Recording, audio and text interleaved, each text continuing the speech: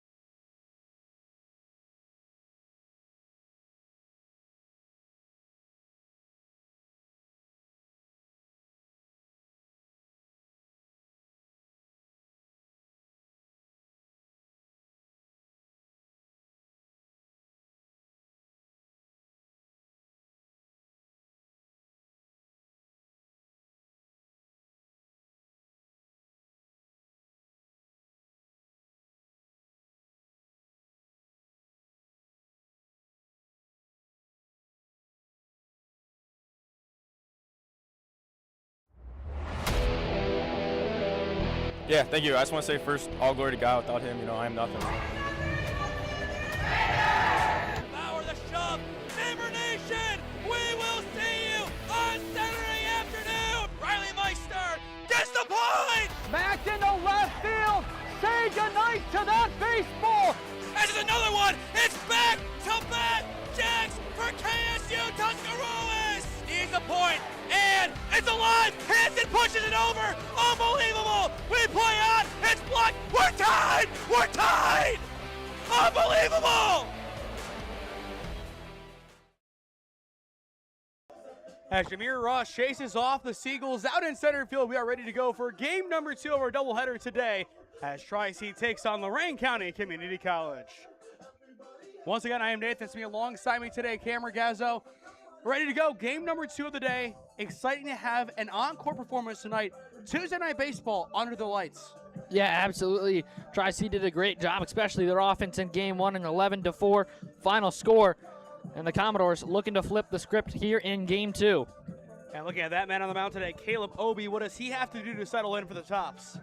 Well, he's just got to try and limit those free passes. We saw a lot in the first inning from last game, and that's really how the Commodores were able to get on the board. And then again in the second inning, a couple of free passes sandwiched around a couple of hits. And that's how the Commodores scored a bunch of their runs. But, yeah, limiting the free passes is definitely going to be a big one in today's game. For Obie, this is his 5th appearance of the season. The key thing, though, to note for him, Cam, this is his first start of his sophomore campaign. Yeah, so definitely a big one for him, especially, like you said, with this one being his first start. And a very similar lineup here for Lorain County to lead things off. Actually, the same exact 1, 2, 3. The only difference, Grell is now in right field opposed to on the mound to begin this game, or actually behind the plate.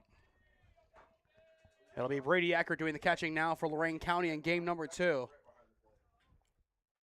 And the first pitch of this game is grounded over towards Miller at third. His throw to 1 is on the money. It's 1 up, 1 down on 1 pitch. And that'll take care of Carlos Grell. But as well, looking at this Tri-C defense, it's a new catcher for game number 2. Varash game 1. Game number 2, it's Bryson Britton. And a big opportunity for him to step up. Of course, Nate Hill still dealing with an injury. He'll be batting second as the DH again in game number 2, but they want to be very cautious with him as to not rush him back too soon or to make things worse for him in his recovery. And as well, we do have a new umpire behind the plate for game number 2 as expected. So we'll see if the strike zone is different at all for game number 2 in comparison to the first. I would assume it would be. The 0-1 poked foul. And quickly an 0-2 count on Adam Lee, the shortstop. It's like a snowflake. No two ump zones are the same. Hopefully we see no kind of precipitation today. Of course, rain still could potentially be in the area by the end of the day today. Obie's 0-2, and it is taken high for ball 1. From an innings perspective, 8 2/3 innings work so far this year for Obie. 7 runs, 5 of which were earned, 6 walks, 9 punch-outs, and an 0-1 record. The 1-2 skips in.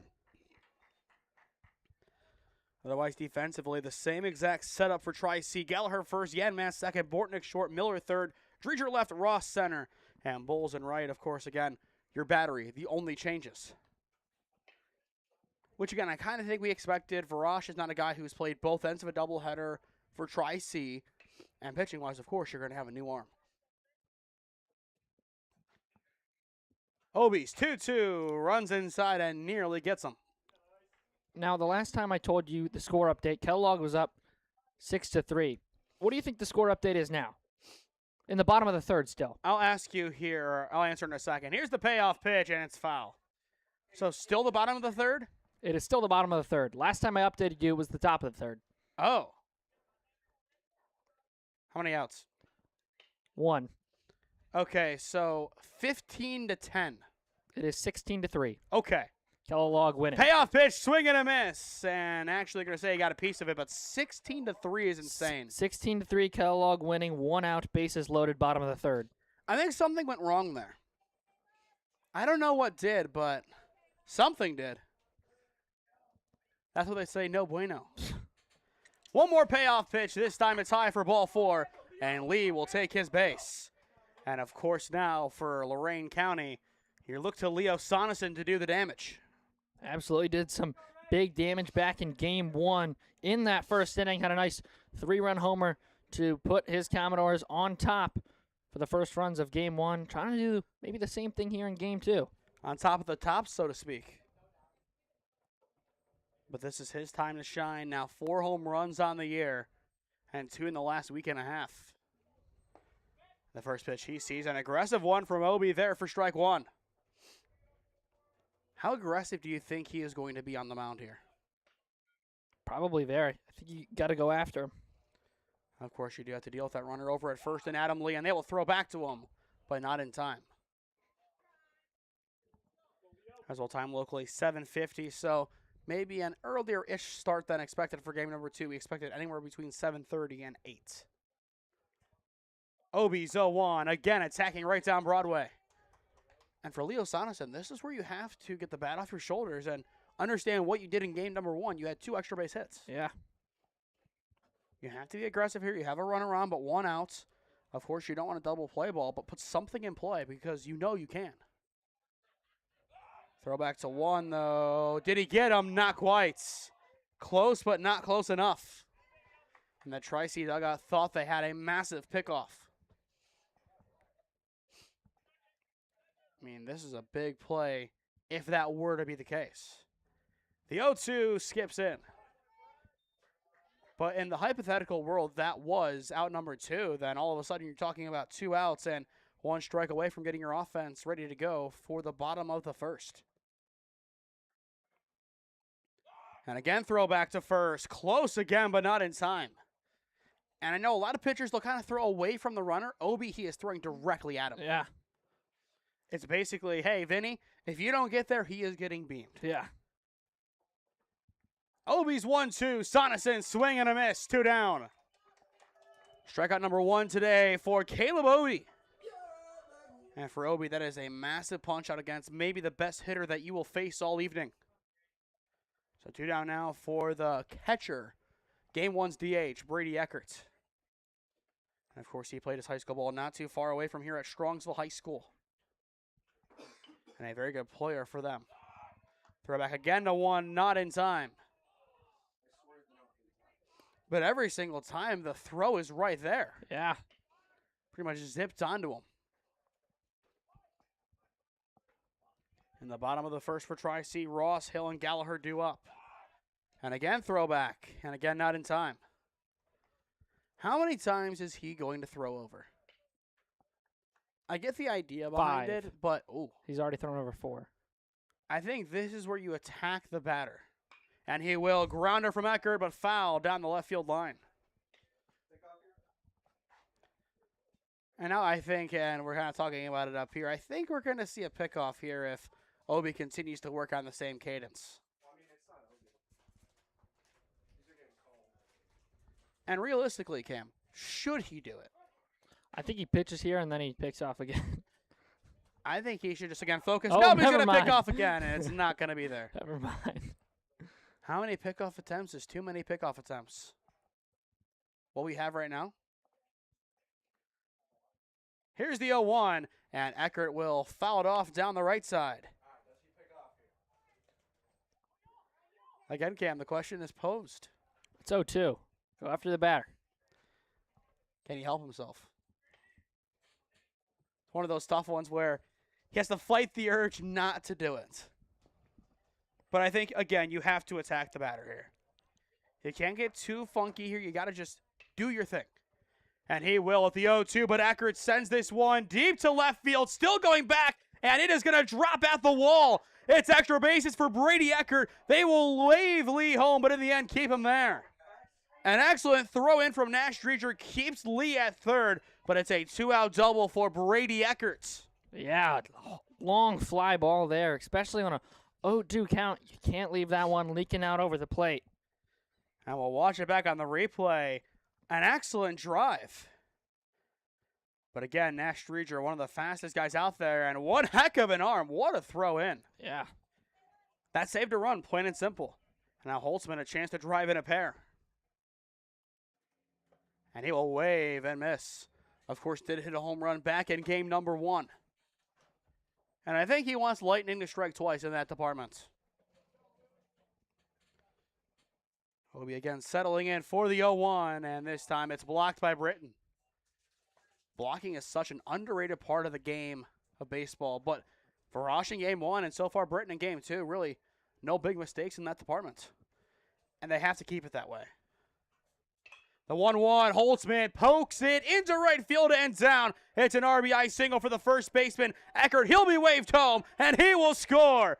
It's a 2 RBI single for Luke Holtzman, and that'll make it 2-0 Commodores. Yeah, just a little flare that just ends up going the opposite way. Second base a little bit out of his position as he's trying to keep the runner honest at second, and just can't get over there in enough time. Just a good piece of hitting on the other side. And you can see it just got through over there, and then you go back home. Eckert able to come in, and he cruises on in. Luke Holtzman, a great piece of hitting there, and that'll set up Jacob Sanders, the second baseman. Commodores played it 3 in the first inning last time, and in game number 2, they bring out a pair. But still some time to do some extra damage.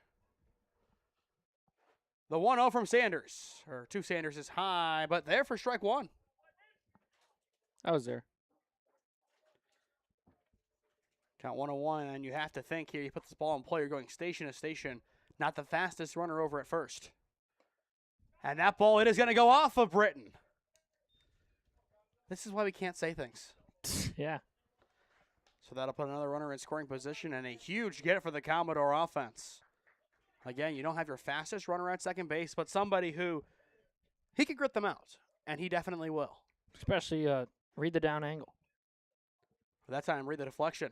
The 2-1 across the zone and into the corner. A nice delivery there from Obi. Now 2-2 the count. Caleb Obi looking to get out of the inning here. Needs one more strike. And instead it's a chopper over towards second. It's picked up by Yanmaz, and his throw to 1 is in time. And that'll do it for the top of the first inning. But Luke Holtzman right now, the hero for Lorain, plating 2 on an RBI single that brought in a pair. Middle of 1 at Ron Mottl. 2-0 your score. LCCC on top. Experiencing pain of any kind? Call a timeout and stop by the Healthiest You Chiropractic Center. There, Dr. Max or Dr. Stephanie will provide a top-tier adjustment. Then you'll unwind in their therapy room. Visit their website at www.thychiro.com or call 440-238-3338 and book an appointment today. The Healthiest You Chiropractic Center, keeping Strongsville pain-free since 2013. Looking to get in shape and join a great community? Look no further than CrossFit Strongsville. We offer classes taught by our amazing staff of coaches. If going solo is more your speed, stop in for our open gym hours. Visit our website at CrossFitStrongsville.com to learn more and view our schedule. Visit our new location at 12608 Alameda Drive in Strongsville. Strongsville CrossFit, you're worth it. You deserve to be healthier and happier.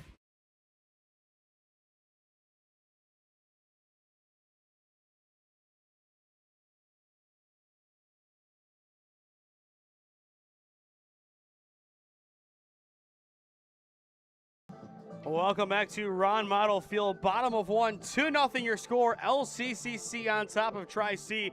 On the mound today, it is going to be Brian Pillier, the freshman from Garrett Morgan High School. A 43 ERA this year. A pressure spot for him. How do you think he handles it? Oh, you just got to start with throwing strikes. That time, not a good representation as that one bounced all the way to the backstop. But, yeah, you got to be able to throw strikes and get especially the leadoff man out. It's usually the toughest out on the team, especially with the speed of Jameer Ross coming up. And looking at the top of the lineup, as you said, it's Jameer leading things off, then Nate Hill and Vinny Gallagher. How do you go about this if you are Tri-C? I think obviously you look at the stats, you're thinking, okay, we're sitting ball, we're waiting for something in the zone, probably a fastball. But how much do you buy into the fact that he's not going to throw strikes? You don't. I think you throw it out the window, right?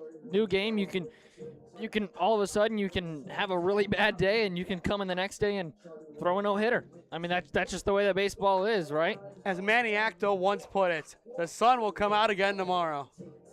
I hope so. Do you know who Manny Acta is? Former Indians manager back in the day.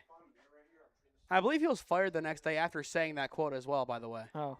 But I believe he was right around Mike Hargrove's time, too. So his sunset. It was his sunset, you're right. The Manny Acto, what a guy back in the day for the Indians. And the first pitch misses wide for ball 1. Again, patience is going to be key here for Tri-C. And for Brady Eckert right now, you have to get a good target for your pitcher. The 1-0 misses up and in. There is a lot of speed behind the pitch, and right now, control is number one. Yeah. Doesn't matter how hard you throw. Just can you get it in the zone? Pillier setting up here for the 2-0. And it's wide for ball 3. And again, this is going to be a bullpen game, most likely for both teams, so I wouldn't be surprised if the leash is a little bit shorter for both sides. And I think for Tri-C, they could be thinking about a move soon, depending on how this inning shapes up. Pillier's 3-0, and it backs him out for ball 4. And the leadoff man is aboard for Tri-C. Do you think he was told not to swing? You know, he might have, especially with his body language right there. Probably taken until you get a strike. And I think you saw Kaplik talking to him on the way to the plate. That could have been the conversation, but now that'll bring up Nate Hill. And the first pitch is high for ball 1. So 5 balls to begin the day for Pillier. Is this where you start stealing again? They had 11 in game 1, so. I wouldn't be surprised at all if Jameer takes off here. What do you know he does? Pitch is wide. The throw down from Eckert is close but not in time. An excellent jump there. An excellent speed from Jameer Ross. I mean, Eckert as well. You have to look at him behind the plate. He is a tough catcher to run on. You have to be careful of it. If not, make the wrong move and you're done. But Ross, he's going to go again. That pitch, though, is to the backstop. He could take 2 bases here. He thought about it, but stayed put. I think the dugout wanted him to go there. Should be a 2-1 count here, I think. Yeah, it is a 2-1 count. On the one that Jameer stole second, they called it a strike. So a 2-1 count on Hill. The opening run of the day for Tri-C, 90 feet away. How aggressive is Hill now? 2-1 count. Yeah, after seeing that one fly over your head, I don't know how aggressive you can be. The 2-1 attacks wide. If the bases were to load eventually here, it would be Brock Miller's turn. Of course, that could be a possibility just depending on how the walks continue.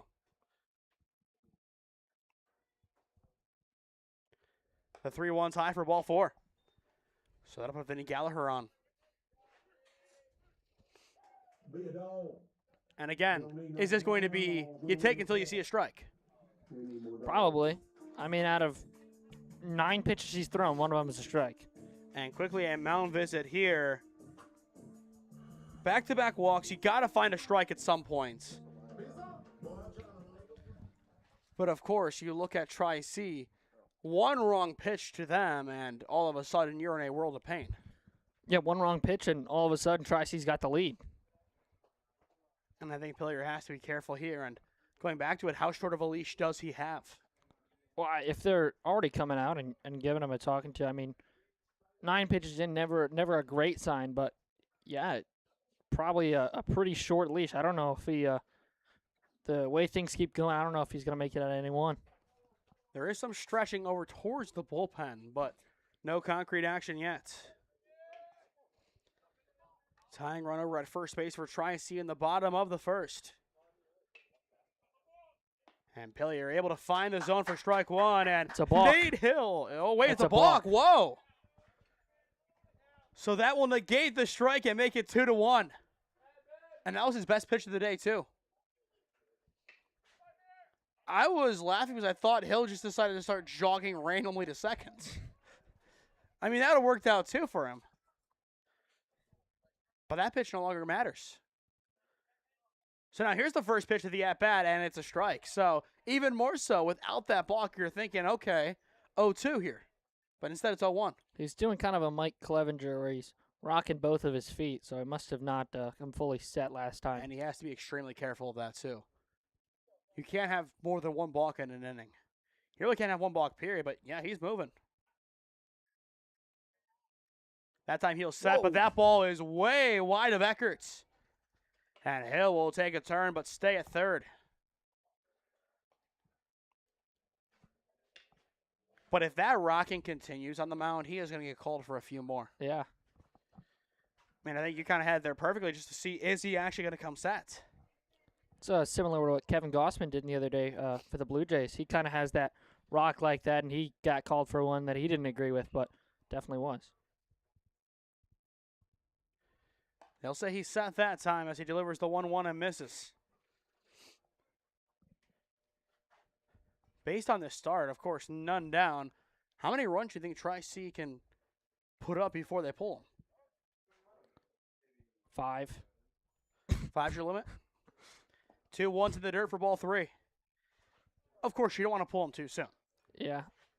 You don't want to make it where he goes out there, faces 3 batters, and he's done. At the same time, if you walk a third consecutive guy here, you're running out of time, and then you see Brock Miller. Yeah. And then after him, Braden Bortnick.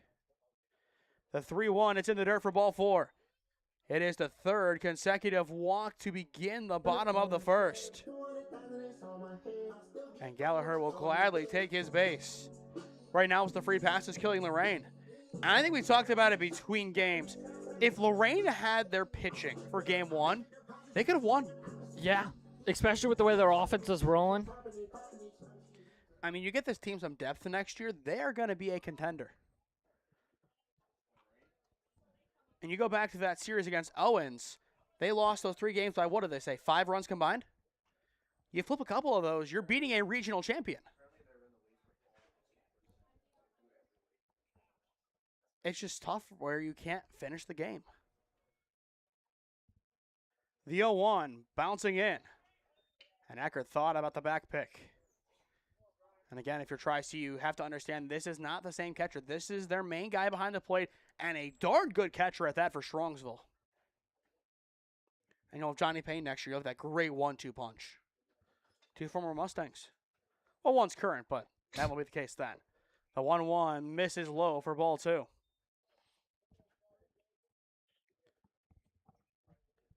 For this Lorain County squad trying to find their rhythm in the bottom of the first inning. Again, the offense is giving them the support they need. And that's the kicker. Here's the 2-1 and nearly gets Miller in the head. My teammate. And Jack Kiefel does not approve. I might get corrected for your last name. How do you say it? Kivel. Oh, wow. I would not have guessed that one. He has been saying it wrong for quite some time then. I'm standing corrected there, I guess. Here's the 3-1, and it is in. Nope. A late strike call, and the fans below are not too happy with that one. I thought Canadians were supposed to be nice. I think your preconceived notions are wrong. He's the outlier. He is. Runner goes. Full count, 3-2. Did it hit him? No, it didn't. And that'll make it 2-2. In the meantime, you're going to see Gallagher go from first to third. Oh, yeah. And Brock thought about going to 2. Stays put with a wide turn at first, but. So it's the 4th consecutive walk, and that'll make it 2-2. And now that'll bring up Braden Bortnick. And there is action in the bullpen. I'm seeing number 12. They might be bringing him in here. That's Jacob Kenya. Are they? They're not bringing him in yet. Kenya is yet to pitch this year. But from what I've been told, he can pitch and did pitch for Mid-Park. Just hasn't gotten the opportunity yet, from what I've been told at least. And that is Bryce Fisher talking, so who knows. First pitch to Bortnick there for strike 1. There's a lot of nonsense that comes out of his mouth. We'll have to ask him tomorrow his thoughts. We'll have him on the call on Saturday as well for the Tri-C doubleheader, as he will not be here. Should be a fun time. Pilliers 0-1, nearly hits him in the head. Second time in this inning. And I can almost guarantee that every single one of those chirps is picked up too. Probably. Well, he hopes so, I guess. We're going to cut him off there. Yeah. Here's the 1-1. Runner goes and swing and a miss. And that's an easy stolen base for Brock Miller. Stolen base number 2 of the inning for Tri-C. So 2 runners in scoring position. 2-2 ball game, none down. But a 1-2 count on Braden Bortnick. Tri-C looking for their first lead of game number 2.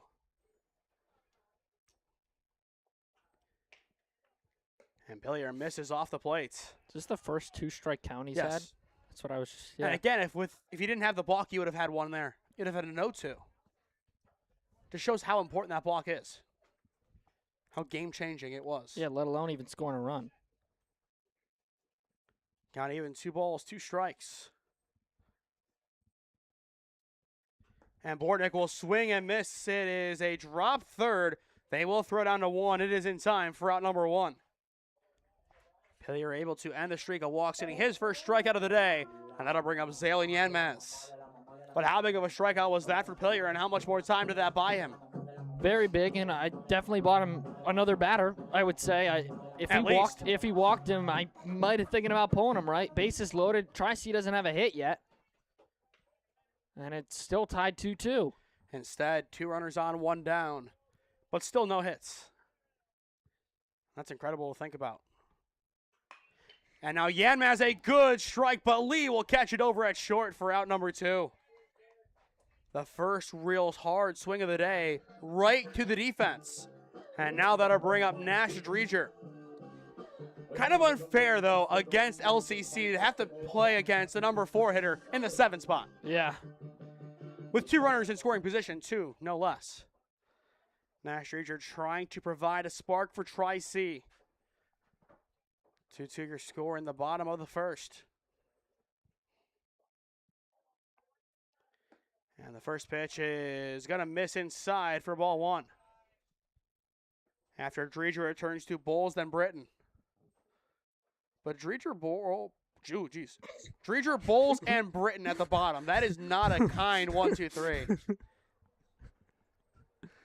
been a long day. It definitely has. The 1-0. It'll get away from Eckert, but he is able to get there in time to keep it close enough.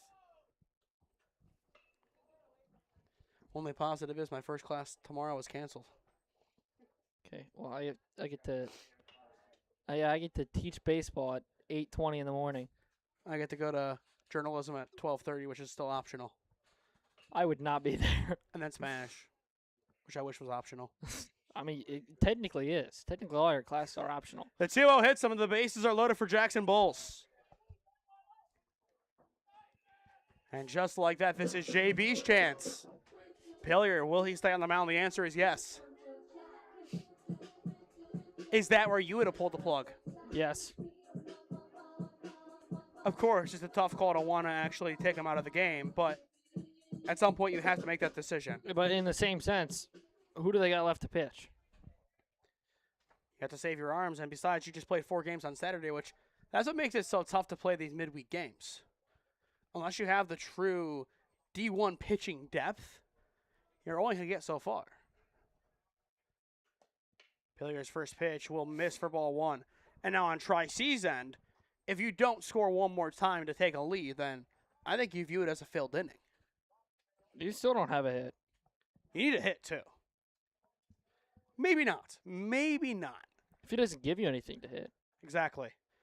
That's where I was going to go with that one. The 1-0 there for strike 1.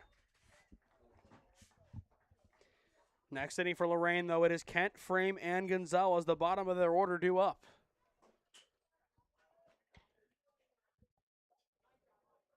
Ryan Pillier looking to get out of this jam.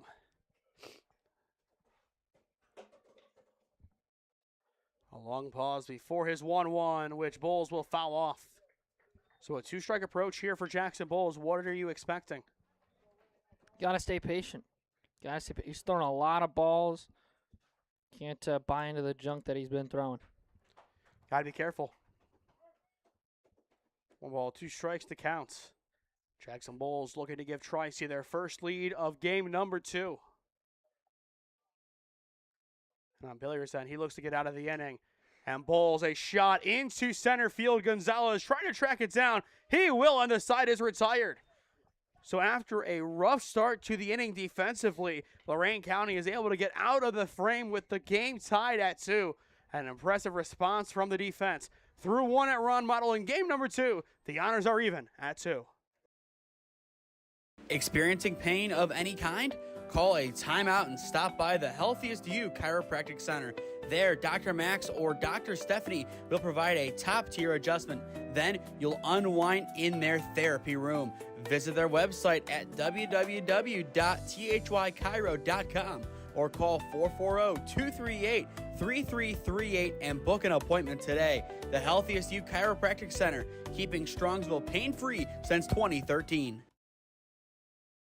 Looking to get in shape and join a great community? Look no further than CrossFit Strongsville.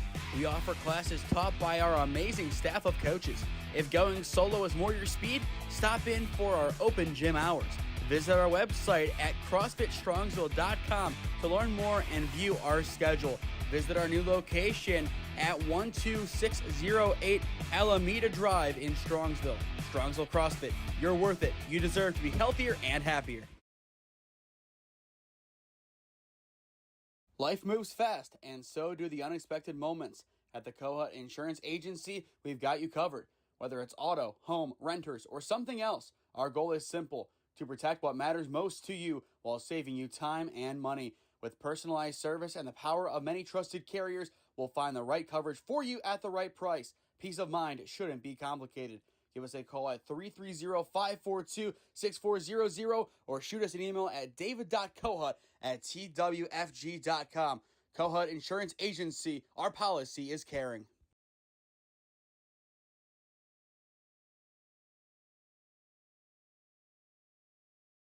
Before we get back to the action, if you or someone you know is a business owner looking to sponsor a broadcast in the Cleveland or Stark County area, contact us at one of those avenues on your screen, and I would love to work out a deal with you to promote the best of your business and your brand. Well, Cam, we're close to your perfect scoreboard.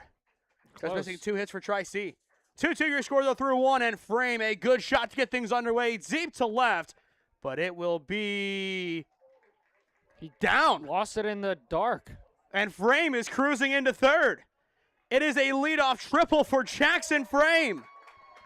What a start to the inning for the Aussie. I don't know where that ball went. Into the twilight zone it went.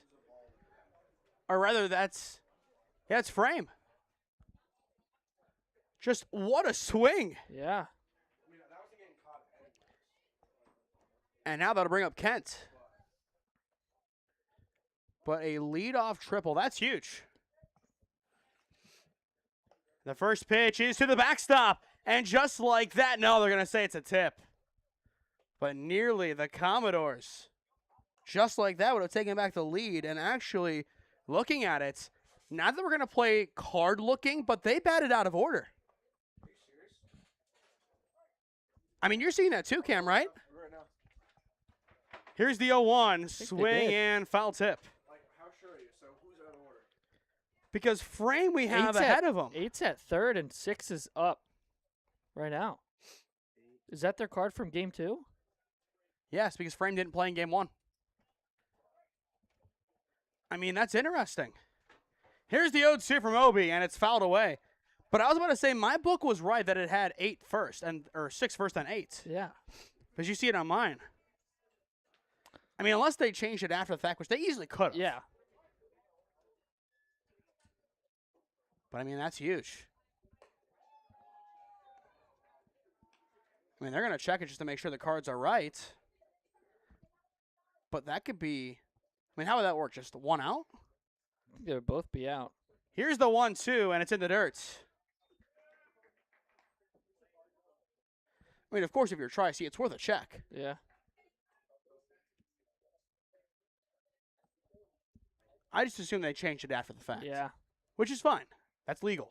The 2-2 fouled back, and that'll say it that.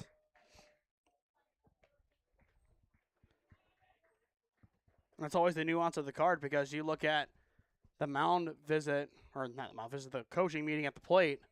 That's when you make those changes, which could have just not been communicated.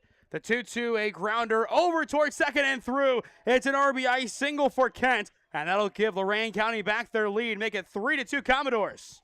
This is the last game timeout. You guys never got the next one because he gave it late. And actually, we're hearing they did switch it, which this is game number 2's card because of the pitcher's right. But going back to it, a nice piece of hitting there for Kent. I think they just changed it after the fact. I think they did, which is weird. I don't blame them, though, for checking. You always do. And now a bunt foul. But a very confusing sequence there because, again, this is what we got for game number 2, which it shows game number 2 right there on the card. Yes. Hey, it's better to check and be wrong. Yes. Than just let it go. Because that's one of those that if you're right, you just take Two a free run outs. off the board. Yeah, 2 free outs and a run off the board. Yeah. You always check it. Throwback is not in time to first. And now that the lights are pretty much in full effect, it is a beautiful array here at Ron Mottl Field tonight. It's been a while since we've been here for one under the lights, too. The 0-1 bunt shown and poked away. And the issue there, Cam, you can kind of see the bat angle. He's angling it pretty much foul. Yeah. He's able to get it around, but too far around. For Michael Gonzalez, now an 0-2 count has to go back to swinging. But a runner at first, no one down. And already your lead back intact. And there is strike 3, 1 down. Strikeout number 2 today for Obi. And that'll bring us back to the top of the order. So Carlos Corral, another crack at it here. 0 for 1 today with a ground out to third. But for those just tuning in, Jackson framed the Aussie. A triple that ended up seeing him come home on an RBI single from Kent. The reason why he's an Aussie, Cam, from Newcastle, Australia. That would make him an Aussie. You had to fact check that one, didn't you? No, that very clearly would make him Australian if he's from Australia. Indeed, as that pitch misses in the dirt for ball 1. You didn't believe me, did you? You doubted me. No, I feel like it's pretty odd. If you're calling him an Aussie, I would assume he's from Australia. Yeah, you're still surprised. No, I'm just a little dumbfounded. Okay. Runner goes on the 1-0, and it's a perfect hit and run. Bortnick, though, knocks it down on the infield. But still, that is how you execute it. And that'll bring up Adam Lee with 2 on and 1 down. Yeah, otherwise that's maybe a double play ball, probably a fielder's choice at least. For Bortnick, considering what we've seen him do today, that could have been. Yeah. But Adam Lee in this game, he walked his first time up, and after him it turns to Soneson, and he wants redemption. But it's impressive to see what Lorain County's bats have done again early on. Can they continue it through an entire game? That's the big question right now. And that has been the biggest issue for this team this year. They're in games, but at the end, it just slips away. And you saw what happened to Bryan and Stratton, where they were up by 1 in the bottom of the 7th. They lose that game and went down by 13 in the 3rd. The 0-1 lead gets a piece of it, but foul. And do we have an update from 16-3? Still a ridiculous turnaround. I mean, that game, for all we know, could be over. And it might be. It is over. The 0-2, it is there for strike 3 looking. 2 down. Kellogg won 17-4 over Bryan and Stratton in game Ouch. 2. Wow. And we'll see them next Friday here against Tri-C. But 2 down now for Leo Soneson, and as we talked to him about it, and as Bryce pointed it out, he really just takes a second to himself before he steps in the batter's box, which is a good approach for a hitter like that. Takes a second, looks at the bat, says something, and gets back to work. Back pick attempt here, not in time for Britton. But what are your thoughts on that? I'm sure as a hitter, pressure situation, you need to take a second for yourself. That's the way to do it. Yeah, absolutely. Just try and focus yourself on the bat and mentalize seeing the bat hit the ball. See ball, hit ball. Clearly it worked for him in game 1. And clearly it worked against KSU Tusk. The 0-1 is in the dirt. After Soneson, it would turn to Brady Eckert, the catcher. But I believe I mentioned it, the last time we were here under the lights was Kellogg game 2. So it's been a hot minute, nearly 2 months. Obi's 1-1 is high for ball 2. And again, for head coach Jake Solomon, if he gets the split today, he is a very happy man. Coached here last year. I was going to say, especially taking one from his former team. The 2-1, Soneson fouls it away.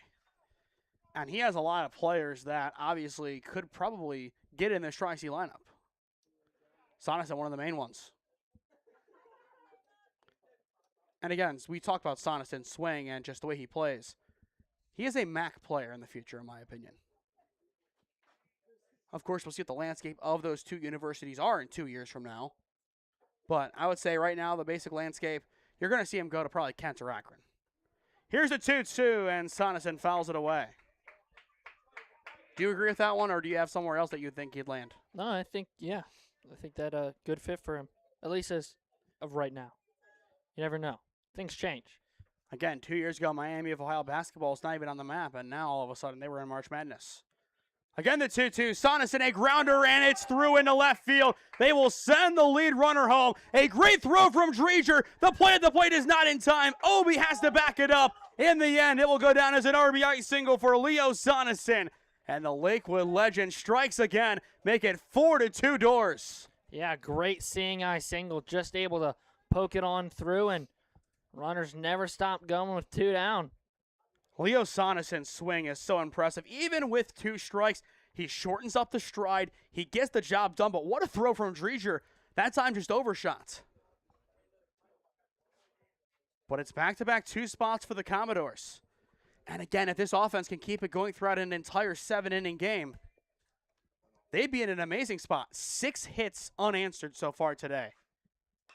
And now another shot out into left field. This time it's Dreger's ball, and he will make the grab to retire the side, stranding 2 on the bases. But what a response for Lorain County. Backs against the wall in the first. They come out and plate 2 more. Middle of 2 at Ron Mottl. It's 4-2, LCCC on top. Life moves fast, and so do the unexpected moments. At the Kohut Insurance Agency, we've got you covered. Whether it's auto, home, renters, or something else, our goal is simple: to protect what matters most to you while saving you time and money. With personalized service and the power of many trusted carriers, we'll find the right coverage for you at the right price. Peace of mind shouldn't be complicated. Give us a call at 330-542-6400 or shoot us an email at david.kohut@twfg.com. Kohut Insurance Agency, our policy is caring. Experiencing pain of any kind? Call a timeout and stop by the Healthiest You Chiropractic Center.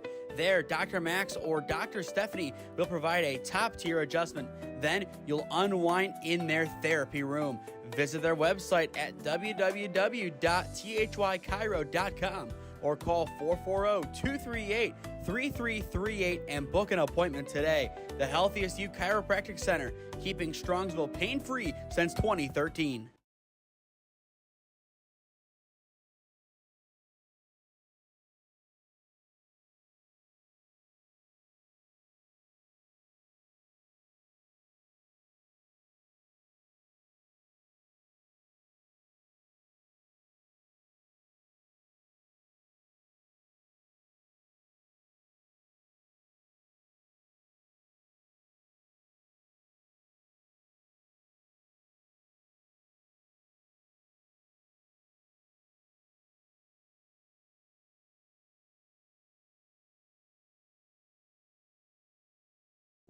It'll be Bryson Britton leading things off for Tri-C in the bottom of the second inning. 4-2 your score. Here we are again. The same exact score heading to the bottom of the second inning between both games. Yeah, and this is really where the turning point happened for the Tops offense. They were able to even things up, and then their defense locked them down in the third, and pretty much from then on and really pulled the game away, and that was all she wrote. And it's Bryson Britton, a 316 batter on the year, that pitch well wide. But a 316 average on the year, so a solid campaign for Bryson so far, with a double, a triple, and a home run on top of that 8 RBIs in 10 games played. So this will be appearance number 11 for him on the year. The 1-0 hits him. Ow! And the leadoff man is aboard for Tri-C. Second hit by a pitch today. Out of 9 batters faced, 6 were free passes, 4 walks, and 2 hard 90s. And no hits. Tri-C is currently being out-hit 6-0. Yeah, but he's losing by 2. Yeah, I was going to say they're only down by 2. I mean, at one point, do you make the change? I think you have to after this. But we'll see what Jameer Ross can do. He walked his first time up. Bretton Heel will take off. The pitch is high and in. Accurate throw, though, on a line, but not in time as it skips away from Lee. out of the hand, that looked quite good. Yeah, it was, like you said, on a frozen rope there. Bryson Britton in there with the third stolen base of the day for the Tops. And a 1-0 count as well on Jameer Ross. Run number 3 in scoring position now for Tri-C's offense. Pillier sets and fires, and that one is off of Ross's head. And now time is called, and he'll get some immediate attention. I mean, that's not ideal. Hopefully he's okay, but that one is the second time a player's been hit in the head in this game. And I think the fans want a pitching change. Or a coach. So back-to-back hard 90s. I mean, it's tough for the kid. You want him to settle in, but you also need the players to be safe. Yeah. I think we're all just glad, given what Jameer has been through, to even be playing today. Yeah. That he's okay. And we saw it on Saturday with Zalen, who, thank goodness, he was okay too. But we're going to see what happens here now as Nate Hill steps in. And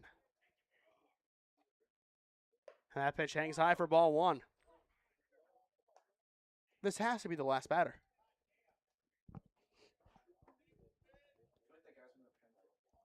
I mean, I don't even know if there's any action. There is now again in the bullpen. So I would assume this is going to be the last batter he faces. The 1-0 well wide for ball 2. And of course, he's not doing it intentionally. It's just right now a command issue. And now time is called as here comes the talking to. I would assume this is just to kind of buy time. Probably. But again, you feel bad because it's not intentional. It's not. He just doesn't have the control. Yeah. Could you make the move here? No, I think you're just trying to buy some time. And again, Tri-C, there's a chance that if it continues this way, they could score another couple of runs without getting a hit. That's a fair question, though. I mean, Cam, you played in one game where your team got no hit and still won. Against Parma, junior year, at BW. Well, Jack thinks that they're going to make it 4-4 before they get a hit. Cam, what do you think? 3. It'll be 4-3. We'll see what happens. I would assume we're going to see some kind of action on the bases. Actually, no. I don't think you do here, considering that Eckert can throw easily one of them out. And a 2-0 count here, you just let it sit. But we'll see if that is what they decide to do or not. Here is the 2-0, and it's going to be to the backstop. So either way, they will advance the runners. And Britton is now 90 feet away. Jameer is 180.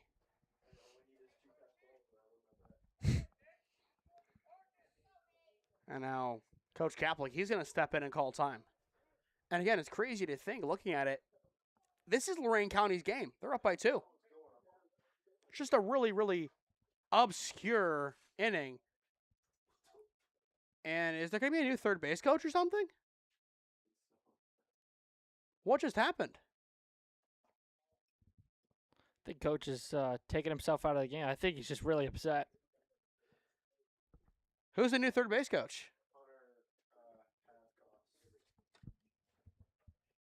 So time now for the call to the dugout for a third base coaching change. That is going to be Coach Hevkos coming in. Interesting. I don't know if I've ever seen that. I have not. Here's the 3-0. It is there for strike 1. I mean, that pitch was well outside. Yeah. I don't think Cap got tossed. I feel like we would have seen more emotion if we saw him got tossed. I would agree. He would have probably had some friendly words. The 3-1, a good drive into right field and down. 1 run will score, make it 4-3. Jameer, he will get held up at third, but it's an RBI single for Nate Hill, and that'll make it 4-3. An excellent drive. The first hit of the day for the Tops, and that'll bring in Vinny Gallagher. And here it is on the replay. about as good as it gets from a swing perspective. And just perfectly drops in right field. And I think the right decision as well for Jameer to hold up and not risk it. And still nobody out in this inning. Tying run is at third. Runner goes, it's Hill. Eckert, he will fake, and it's an easy stolen base for Nate Hill.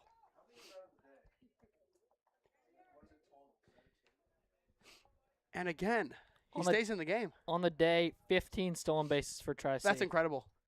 11 in game 1, 4 in game 2. And They're we're 15 for 15 on the bases. And we're in the second inning. Well, technically not, because they haven't recorded it out. The nuance. The 1-0, a good drive from Gallagher, deep to right field, still carrying back, and it is going to get caught in the gap for out number 1.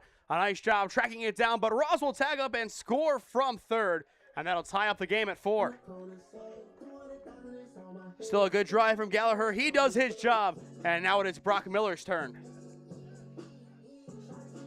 Well, Cam, it's not perfect in the hit column, but in the run column per inning, it's perfect. And there's your shot of it. 2-2, 2-2. It's beautiful. All knotted up at 4. Tri-C wanting to change that here and get their first lead of game number 2. And Miller will see ball 1. But Pillier able to find the strike zone, and the only issue with it right now, Tri-C, they're able to find the barrel. They've been eager to all day, or all this second game. They were finding them in game 1. And I want to be surprised if they find them from here on out. Just like that, as is a shot from Miller into right center field, and it is going to be caught. Gonzalez will bring it in for out number 2, but that'll bring in Hill. It'll be a sac fly for Tri-C, and that'll make it 5-4. The Tops have their first lead of game number 2. But a long RBI flyout. Well, watch it back on the replay. That was one heck of a catch, though. Yeah. I mean, we'll see it here. Yeah, he cleanly got that. Oh, I think he might have hurt himself. Shaken up on the play, but in the end, he does bring in the ball. So the Tops play 3. Bases are cleared, and here comes Braden Bortnick. Bortnick 0 for 1 today with a strikeout. But a very obscure inning. All the way around. But Tri-C 5 runs on 1 hit. How many runs will they score in comparison to hits? I think at this point they're going to have more runs than hits. Probably. You never know, though. Unless they start getting a lot of hits and stranding people. And again, for Lorain, their offense, it is no slouch. It needs to go back out there and do another job, which is crazy. 4 runs in 2 innings should be enough support, but it's not. They combined 9 runs so far in game number 2. Just another day at the office. The 2-0 runs inside for ball 3. Again, we saw 52 combined runs on Saturday in 2 games. How that's possible, I don't know. By scoring. Exactly. That's how it's possible. The 3-0, it is there for ball 4. And it'll put Bortnick on at first and bring up Yanmas. But going back to it, 24-7 in game number 1. 31 there. And then another 21 runs. 11-10 Shaker defeating Holy Name, who did, I believe, beat Gilmore today. Makes it 52. I mean, that's the definition of a get-back win for Holy Name, though. They absolutely needed it. And, of course, that game was initially scheduled for Monday, but got moved to Tuesday.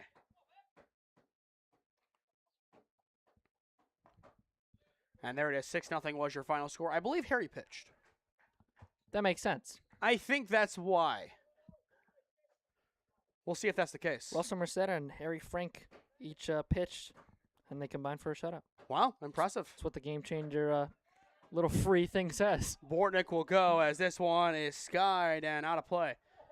But both pitchers have been really good this year. You go back to Russell Maceda against Lake Catholic. He held them to 1 hit. The defending state champs, 1 hit. I mean, he's kind of embraced that PO role. And I think from what we've seen, more of a vocal leader this year too. Which is what you want to see out of him going to Lakeland next year. Absolutely. Runner goes on the 0-2, pitches in the dirt and skips in. And that's an easy stolen base for Braden Bortnick. 16 for 16. It's insane. 16 stolen base on the day, more runs combined in game one. Wild.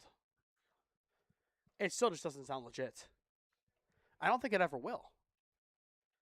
Hilliers 1-2. A good swing over towards third. It's Soneson. He will throw to one, and it is in time to retire the side. Again, when in doubt, trust your third baseman. But Tri-C able to plate 3 in the bottom of the second inning, flipping the script and giving the Tops their first lead of game number 2. To the third we go. 9 combined runs, 5-4 your score. Looking to get in shape and join a great community? Look no further than CrossFit Strongsville. We offer classes taught by our amazing staff of coaches. If going solo is more your speed, stop in for our open gym hours. Visit our website at CrossFitStrongsville.com to learn more and view our schedule. Visit our new location at 12608 Alameda Drive in Strongsville. Strongsville CrossFit, you're worth it. You deserve to be healthier and happier. Life moves fast, and so do the unexpected moments. At the Cohut Insurance Agency, we've got you covered. Whether it's auto, home, renters, or something else, our goal is simple: to protect what matters most to you while saving you time and money. With personalized service and the power of many trusted carriers, we'll find the right coverage for you at the right price. Peace of mind shouldn't be complicated.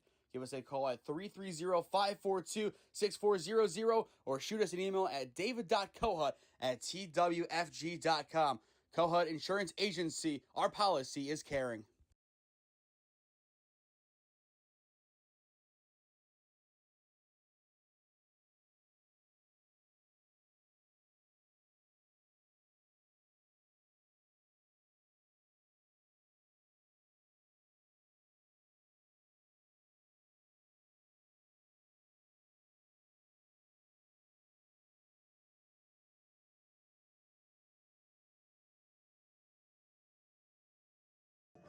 Five for your score as we enter the top of the third inning at Ron Mottl Field.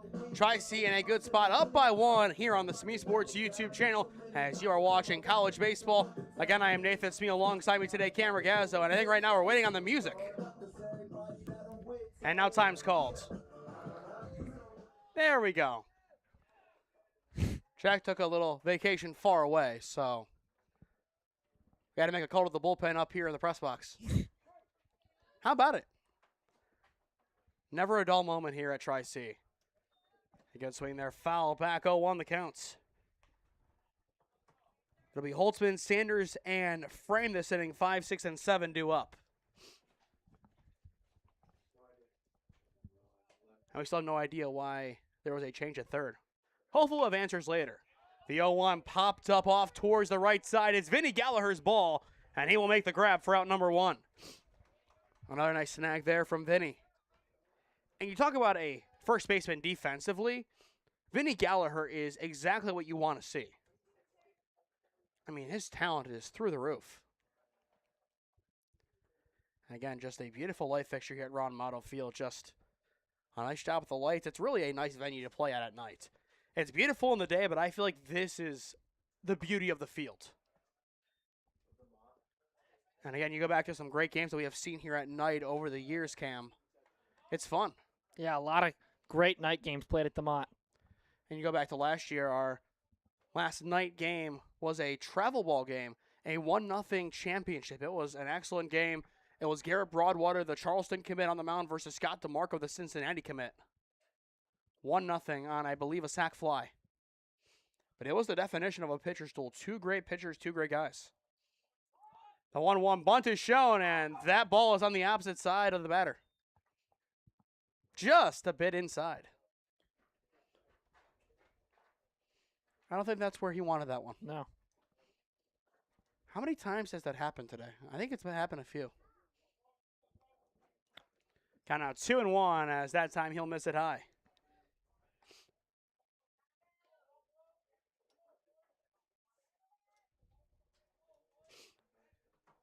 So 3 balls, 1 strike the count. And that pitch is up and wide for ball 4.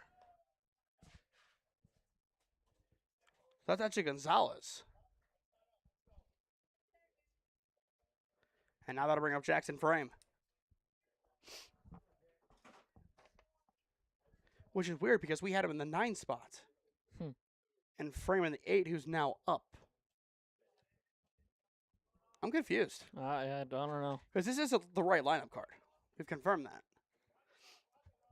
But either way, here comes Frame, who tripled his last time up. Throw back to 1, not in time. But I feel like game number 2 has been quite weird. And I think that's kind of where we gotta call it where we see it. Who's ever in is in. First pitch blocked by Britton. Once again, join us tomorrow at 5 p.m. live from Alliance High School as the Aviators take on a very talented West Branch squad, a group that almost beat them. And of course, that'll be on their quest to an undefeated EBC season. But going back to it, Cam, what are your thoughts on the pitcher throwing 109 pitches in the regular season? Insane. I understand you want to get the win, but in the meantime, a grounder over towards short and just past Bortnick. Did all he could there to knock it down, but in vain. Jackson Frame now 2 for 2 on the day. And now that'll bring up Dathan Kent. So a solid start to the inning. You're tying runners in scoring position. And the offense, it did kind of stutter out last time around this point. But if you can avoid that here and get some runs on the board, this is a new game again for Lorain. yeah, 7 hits. I mean, they have been hitting the ball so well off of Obi. First pitch high and in. And I think right now, keeping it close has to be priority number 1, but priority number 2 is figuring it out defensively.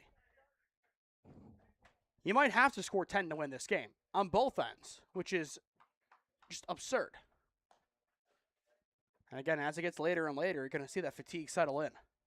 Time locally, 8:47. So about an hour into game number 2. The 1-1, runners go. It's a perfect hit and run. The throw to 1 is wide, but just in time as he reestablishes. And now they'll put 2 runners in scoring position, but 2 down. Yeah, great use of the hit and run there, though, because that probably is a double play ball, especially with how Bortnick was already going to second base. Probably would have been a patented 6-4-3 there. And I believe that's going to be James Sioka stepping in.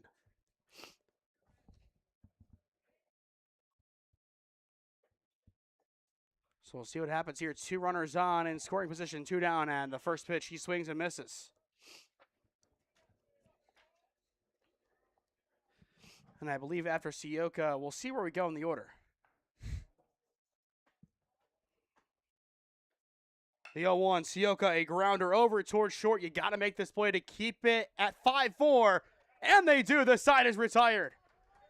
An excellent throw across the diamond from Braden Bortnick settles it down and gets them out of the jam. No run score in the top of the 3rd. Tri-C looking to pile on the runs once again here when we return in the bottom of the 3rd.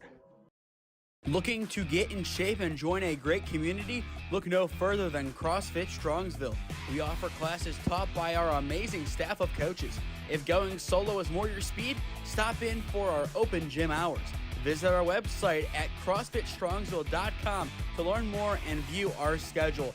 Visit our new location at 12608 Alameda Drive in Strongsville. Strongsville CrossFit, you're worth it. You deserve to be healthier and happier. Life moves fast, and so do the unexpected moments. At the Cohut Insurance Agency, we've got you covered. Whether it's auto, home, renters, or something else, our goal is simple: to protect what matters most to you while saving you time and money. With personalized service and the power of many trusted carriers, we'll find the right coverage for you at the right price. Peace of mind shouldn't be complicated. Give us a call at 330-542-6400 or shoot us an email at david.cohut@twfg.com.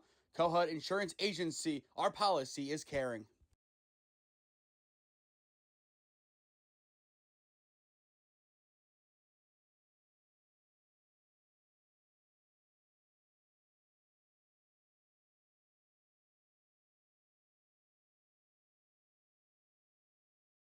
Well, welcome back to Ron Mottl Field, bottom of the third inning. Pillier remains on the mound as here comes Nash Dreger for Tri-C. And both head coaches having a conversation on your screen. Back in the game at third base, Coach. Yeah, subbing himself back in. Coach Kaplik. Well, he makes the decision. He can do whatever he wants. The all-powerful. But here comes Dreger trying to do some damage for Tri-C, up by 1. The first pitch he sees is there for strike 1. And again, right now, he's not really even at third. He's just kind of off of the side. Yeah. I mean, not really too surprising. The 0-1 swing and a miss from Dreger. And I think this is where Pillier can actually locate the zone or get close to it and start to put some off-speed on. This is where he can shut down the offense because they're expecting a faster pitch. And a wilder pitch. But if he can settle in the right way, he could still be in this game for a while. And like a pitch like that's competitive. But I think you and I both agree, if he hits somebody else, he's done. Yeah, he's he around. has to be. He's up at about 60 pitches now. I don't think we want that, though. Count sits at 1-2 on Dreger, and right now he has to sit back and think of what he could see. And he will sit back and drive this one into center field. But right to Gonzalez, it's 1 up, 1 down. But again, another nice swing, but there's not enough speed behind the pitch. Yeah. And I think that's the secret weapon right now for Lorain County. If they can, again, keep this game close, all you need is the offense to catch fire at the right time, and they can undercut Tri-C. On the other hand, if Tri-C's offense comes out in 1 inning and plays 10, you're done. It's such a weird spot to be in a one-run game, but it feels just so different. And what are your thoughts on this game? It's a one-run game. Does it feel like it? And again, you go back to the scoreboard. Tri-C is getting out hit 7-1. Yeah, it definitely, you said it earlier, it's a weird game. The 1-0, bowls well underneath it, pops it over towards the left side. It's Lee at short, and he will make the grab for out number 2. And right now, Tri-C, their issue is getting too far underneath it. But I believe OAR said it best. That was a crazy game of poker. The hope is they don't lose it all. But now that'll bring up Bryson Britton, the catcher, a hard 90 his last time up. But 2 up, 2 down. If you get the out here just like that, it's a 1-2-3 inning, and that would be the first time in this game that it would happen. The first time on the day for the Tops. And the first pitch is there for strike 1. The only time they only had 1 inning in which they didn't score in game 1. I don't think they went 3 up, 3 down. And even if they get a hit here, it's still impressive to see how Pillier has settled in. The 0-1's left wide. Now, if this young man does get the 1-2-3 inning, there's no other way to shut down an entire crowd of thinking you should be pulled from the game than doing that. Yeah. I mean, that would be enough momentum to maybe carry him a few more innings. Here's the 1-1, and it's in the dirt for ball 2.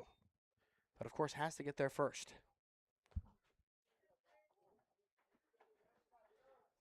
Again, he had pitched an inning and I believe 2/3 heading into today. So this is by far his longest outing. Here's the 2-1, and it's well wide. I think even if he ends here 2 2/3, it's still showing that he can settle into a game. Yeah. And that's what you want to see if you're the head coach. You just want to see something that says, hey, if we get in the lab this offseason, we can work on this and we can get you to where you need to be. Count 3-1 on Britton. And Britton will fly this one off into left field, and it is going to get down. And Britton, he will take a heavy turn, but stay put. It's a 2-out base knock for the catcher. Yeah, good piece of hitting. Goes opposite field there, waits for it to get in the back of a swing, and just a little shallow bloop into left. So back to the top of the order we go with Jameer Ross. Of course, last time up got beamed. And now it's time called, and will this be the call to the bullpen? No. Yes. And there it is. So Pillier's day will be done. And when we return, we will see a new arm on the mound for Lorain County. 5-4 your score. Tri-C up by 1 on SmeeSports. Looking to get in shape and join a great community? Look no further than CrossFit Strongsville. We offer classes taught by our amazing staff of coaches. If going solo is more your speed, stop in for our open gym hours. Visit our website at CrossFitStrongsville.com to learn more and view our schedule. Visit our new location at 12608 Alameda Drive in Strongsville. Strongsville CrossFit, you're worth it. You deserve to be healthier and happier.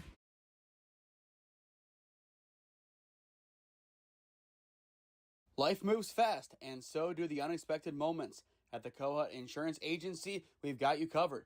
Whether it's auto, home, renters, or something else, our goal is simple: to protect what matters most to you while saving you time and money. With personalized service and the power of many trusted carriers, we'll find the right coverage for you at the right price. Peace of mind shouldn't be complicated. Give us a call at 330-542-6400 or shoot us an email at david.kohut@twfg.com. Kohut Insurance Agency, our policy is caring.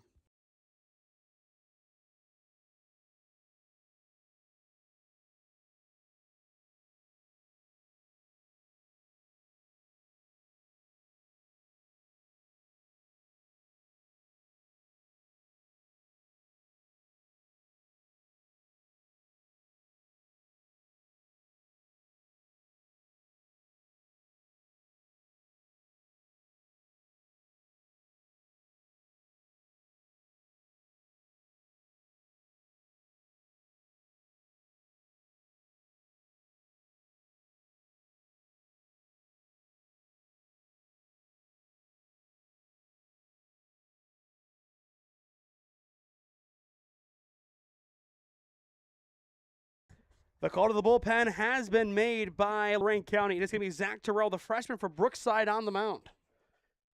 So far in the year, 16 and a thirds innings work, 18 runs, 13 of which were earned, 15 walks, 10 punch-outs, and a 7.16 ERA. And this will be his 10th appearance of the year. And right now, this is the time that, A, he has to settle it down defensively for Lorain County, and B, he might be asked to come out here and finish the game. And he has to be ready for it. The 1-0 to Ross is fouled away.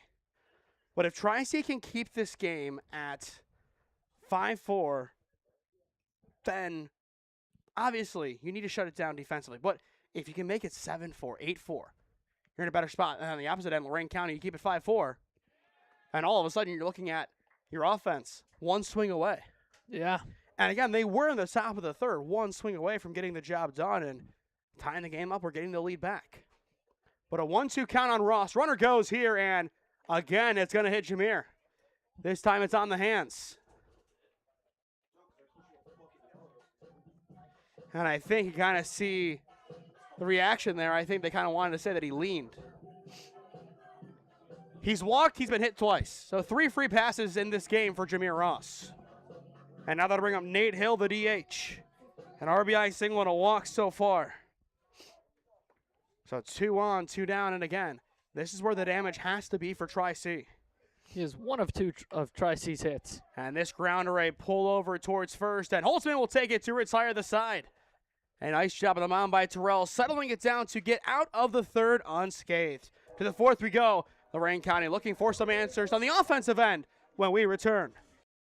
Experiencing pain of any kind? Call a timeout and stop by the Healthiest You Chiropractic Center. There, Dr. Max or Dr. Stephanie will provide a top-tier adjustment. Then you'll unwind in their therapy room. Visit their website at www.thychiro.com or call 440-238-3338 and book an appointment today. The Healthiest You Chiropractic Center, keeping Strongsville pain-free since 2013. Looking to get in shape and join a great community? Look no further than CrossFit Strongsville. We offer classes taught by our amazing staff of coaches. If going solo is more your speed, stop in for our open gym hours. Visit our website at CrossFitStrongsville.com to learn more and view our schedule. Visit our new location at 12608 Alameda Drive in Strongsville. Strongsville CrossFit, you're worth it. You deserve to be healthier and happier.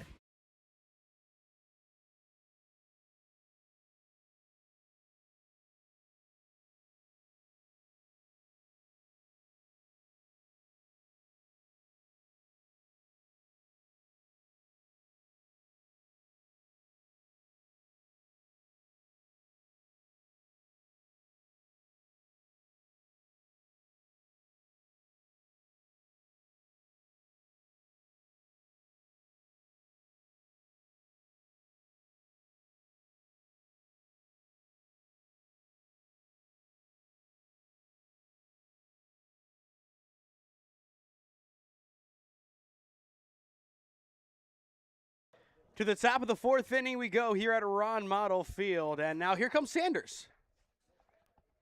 So again, I'm confused as looking in the on-deck circle. Who is that for Lorain? So I think it means they changed up their lineup quite a bit.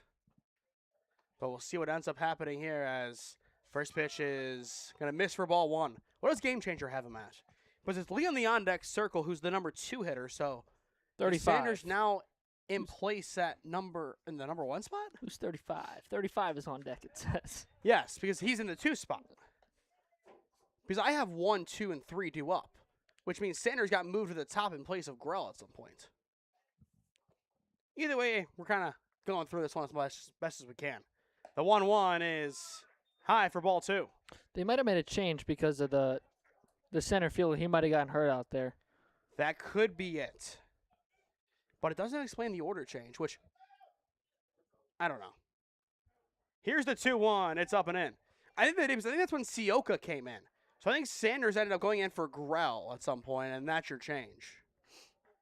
Either way, we do apologize, as that does not go in line with what the card says, but I'm sure game time, it's different, it changes, and that's what happened.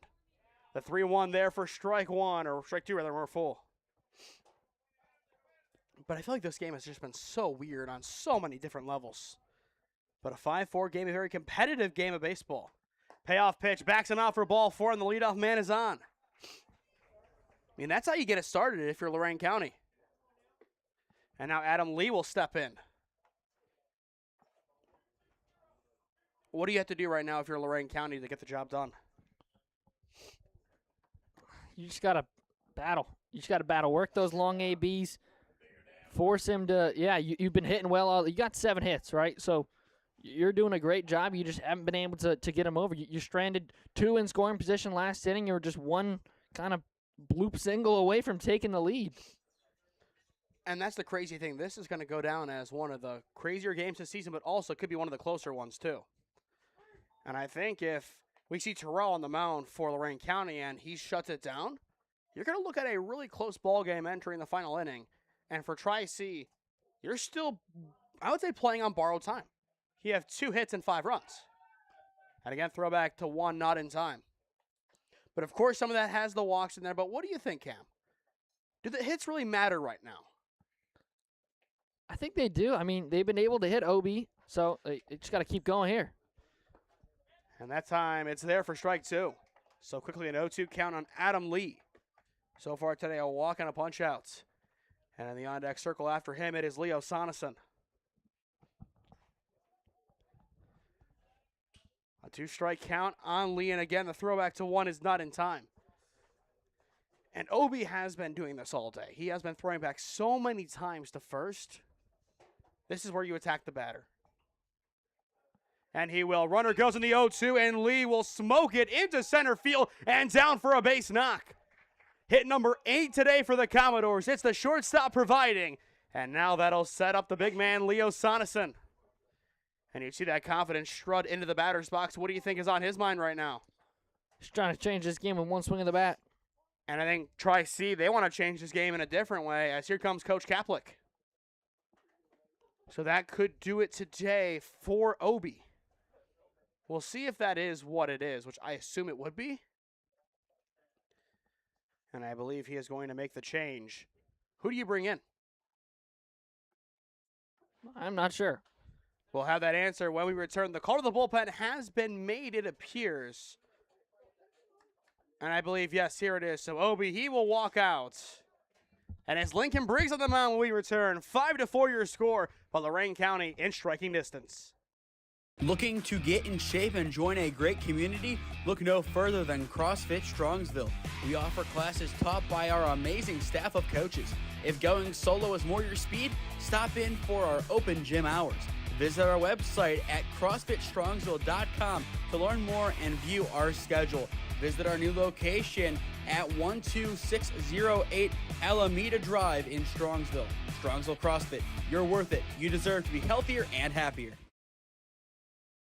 Life moves fast, and so do the unexpected moments. At the Kohut Insurance Agency, we've got you covered.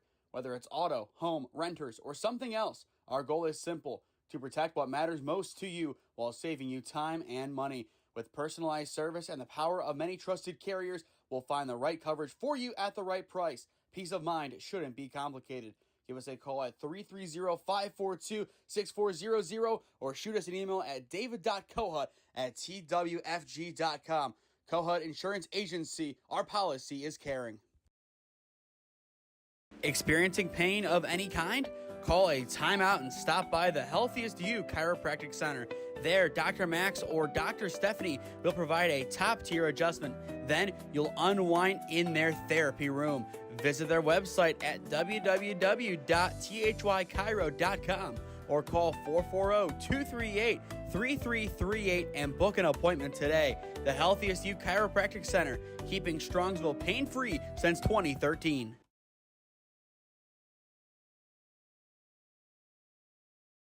What a conversation here. It's Brock Miller and Braden Bortnick along with Vinny Gallagher and Zaylen Yanmaz talking to the umpire. Cam, what do you think they're talking about?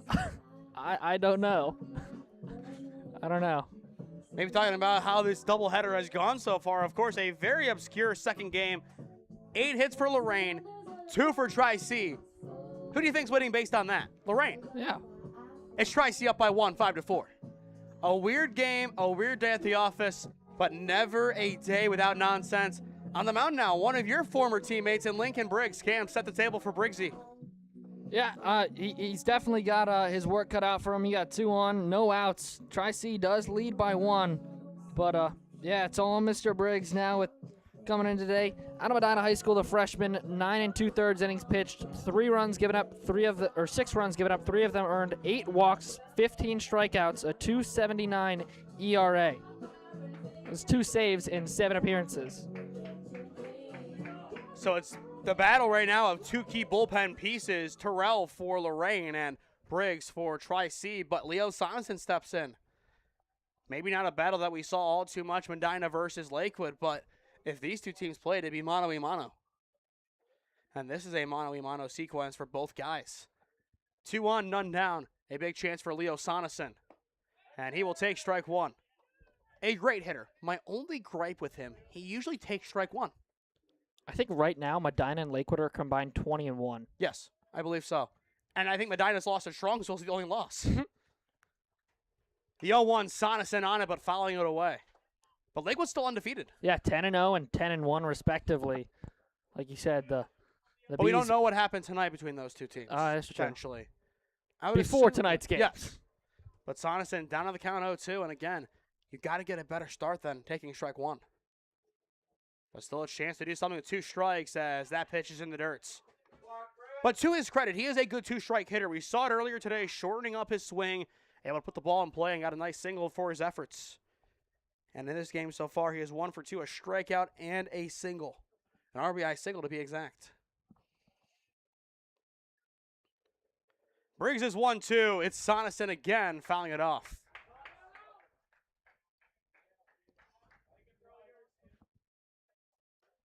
And I'm sure you go back to his high school days. If you'd have told him that out of high school, he'd still be able to be the star player somewhere, that'd be huge for him. And obviously spent some time at Mount Union, decided that wasn't for him, and went to Lorain, and that's been a great fit for him. Here's the 1-2, and it's wide. And I think it's incredible that JUCO has become this big. I mean, you look at Briggs, he was committed to Ashland. But JUCO is a place that these guys can play from day one and show why a team should take a chance on them. Yeah, and this Tri-C team split with Ashland. Maybe they didn't have the best of their guys going as they wanted. But here's Sorensen, a fly ball out into right field, but caught for out number 1 by Bowles.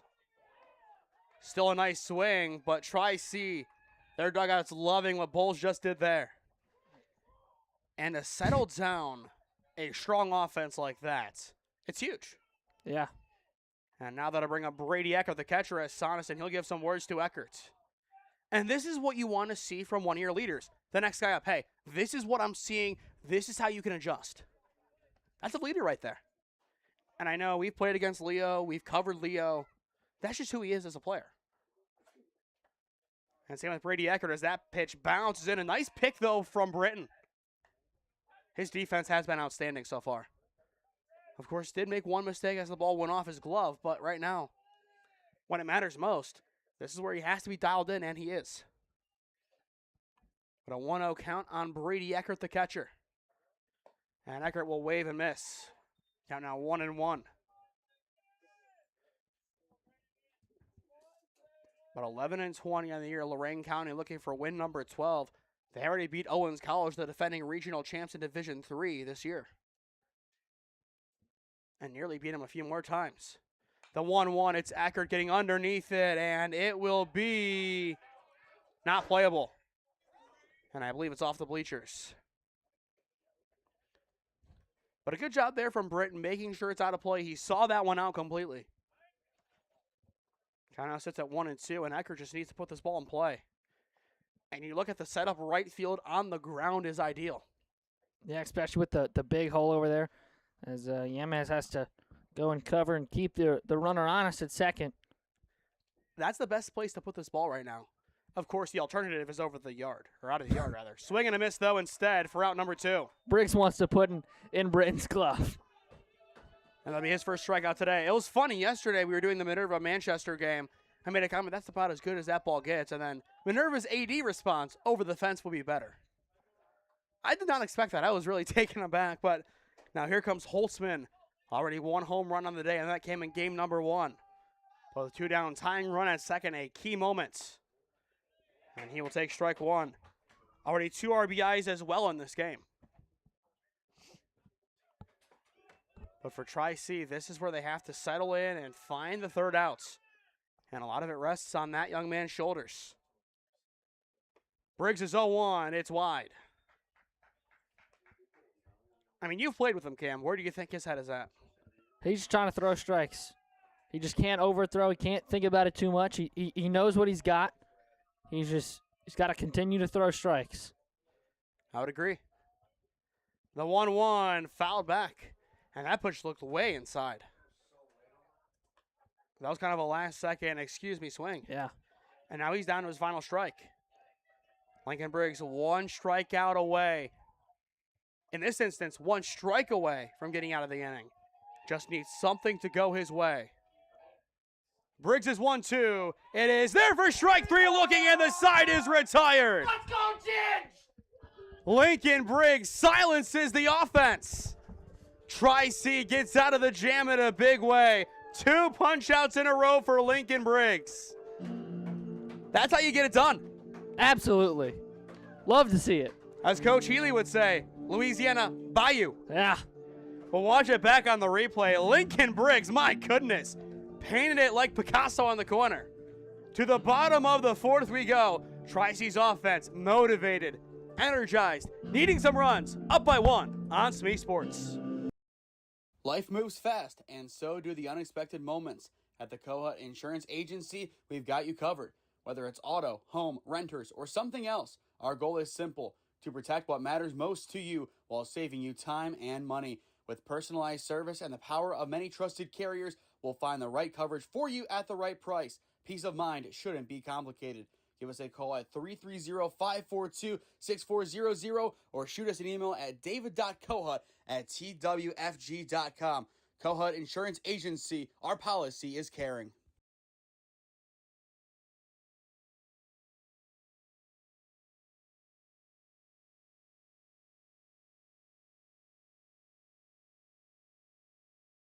It's Vinny Gallagher leading things off in the bottom of the 4th inning for Tri-C. 5-4 your score as you are watching college baseball on SmeeSports. Again, I am Nathan Smee. Alongside me today, Cam Ragazzo. An electric end to the top of the 4th inning, and now Gallagher, a grounder over towards second, and it's an easy put out for out number 1. But you talk about the energy that one play brought. That was huge from Lincoln Briggs. Yeah, absolutely. That was huge, and you need the bats to get hot here now. You still are up that 1 run, but you definitely would like more of a cushion than that. So 1 up, 1 down, and now that'll bring in Brock Miller. And the first pitch there is a ball.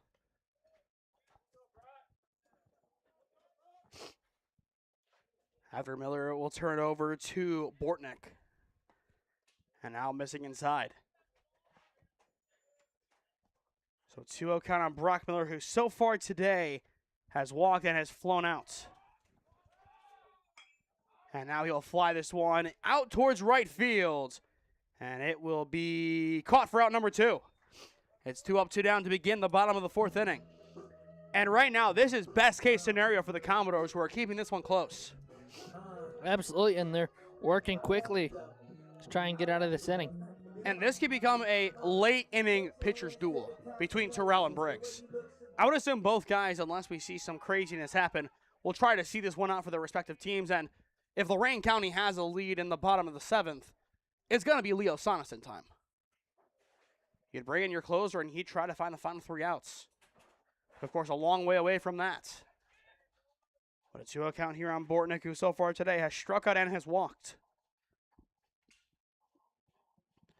For Lorain trying to make quick work of Tri-C's offense. And that pitch will help as it nicks the corner for strike 1. Again, a really obscure game. 9 combined runs, but no offense as of late, as this one is grounded towards third, but foul. No runs at all in the 3rd, and right now we're at risk of seeing no runs in the 4th. And that crooked number from Tri-C, the one that broke the mold, is the difference. But a 2-2 count on Bortnick. Terrell to end the inning. A fly ball sent into the outfield and center, and it is going to get down just past Sanders, and that'll keep the inning going. The 3rd hit of the day for Tri-C, and this one belongs to Bortnick. And that'll bring up Zalen Yanmas. That one kind of hung up there in no man's land for a hot minute. Yeah, and then it kind of just falls in the pseudo Bermuda Triangle out there with 3 people trying to close in on it, but just nobody can get there. So for Zalen today, a line out and a ground out, 0 for 2, a chance to make amends as Tri-C, they need an insurance run considering how close we've seen Lorain get to getting on the board again. But Soneson, he will throw across the diamond. It is just in time, and the inning is over. Leo Soneson again, such a strong arm over at 3rd. Yeah, just another nice play, and the tops don't go in order, but they get sent down quickly, and still a great job, and no runs in back-to-back innings now. And once again, Tri-C will have to lean on Lincoln Briggs' arm to get them out of this. But one more time, Soneson's throw is true, and the inning is over. Through 4 at Ron Mottl, 5-4 your score. It's a good one. Our nightcap going well, 5-4 your score. The top's on top. Experiencing pain of any kind? Call a timeout and stop by the Healthiest You Chiropractic Center.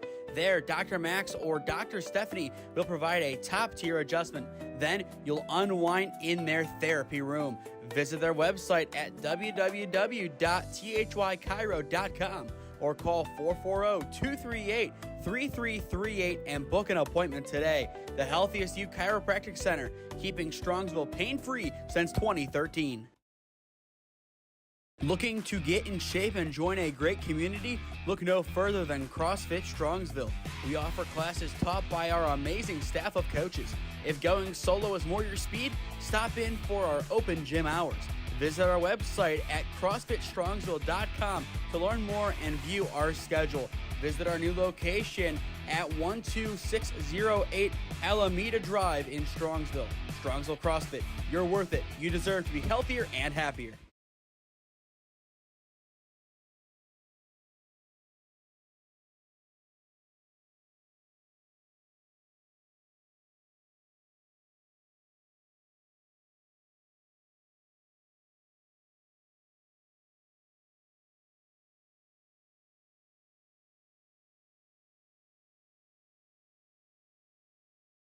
Lincoln Briggs continues to try and steady the ship for Tri-C as we enter the top of the 5th inning. 5-4 your score as the top's up by 1 as you are watching college baseball on SmeeSports. Again, I am Nathan Smee. Alongside me today, Cam Ragazzo, as it is Michael Gonzalez leading things off here for the Commodores. I believe it's going to go Gonzalez, Frame, and Kent. And then Sanders in the 9th spot again. The lineup card changing just before first pitch, so our card currently a little out of order. But I believe that is how it's going to go. And he will swing and miss at the first pitch he sees. Lincoln Briggs, if he can guide this team to victory, you talk about a potential player of the game candidate. But of course, that is a long way away from now. The 0-1 Gonzalez gets a piece of it, but foul. on Lorain's end, how big was that 1, 2, 3, 4 inning? It's big. It's big, but you got to get your offense rolling here. At the same time, you cannot give up another quick inning, and all of a sudden it cancels out, and Tri-C has momentum again. Briggs is 0-2. It is in the dirt for ball 1. And, of course, we really haven't seen him too much this year, just a couple of innings here and there. This is how you really get a spot in the rotation.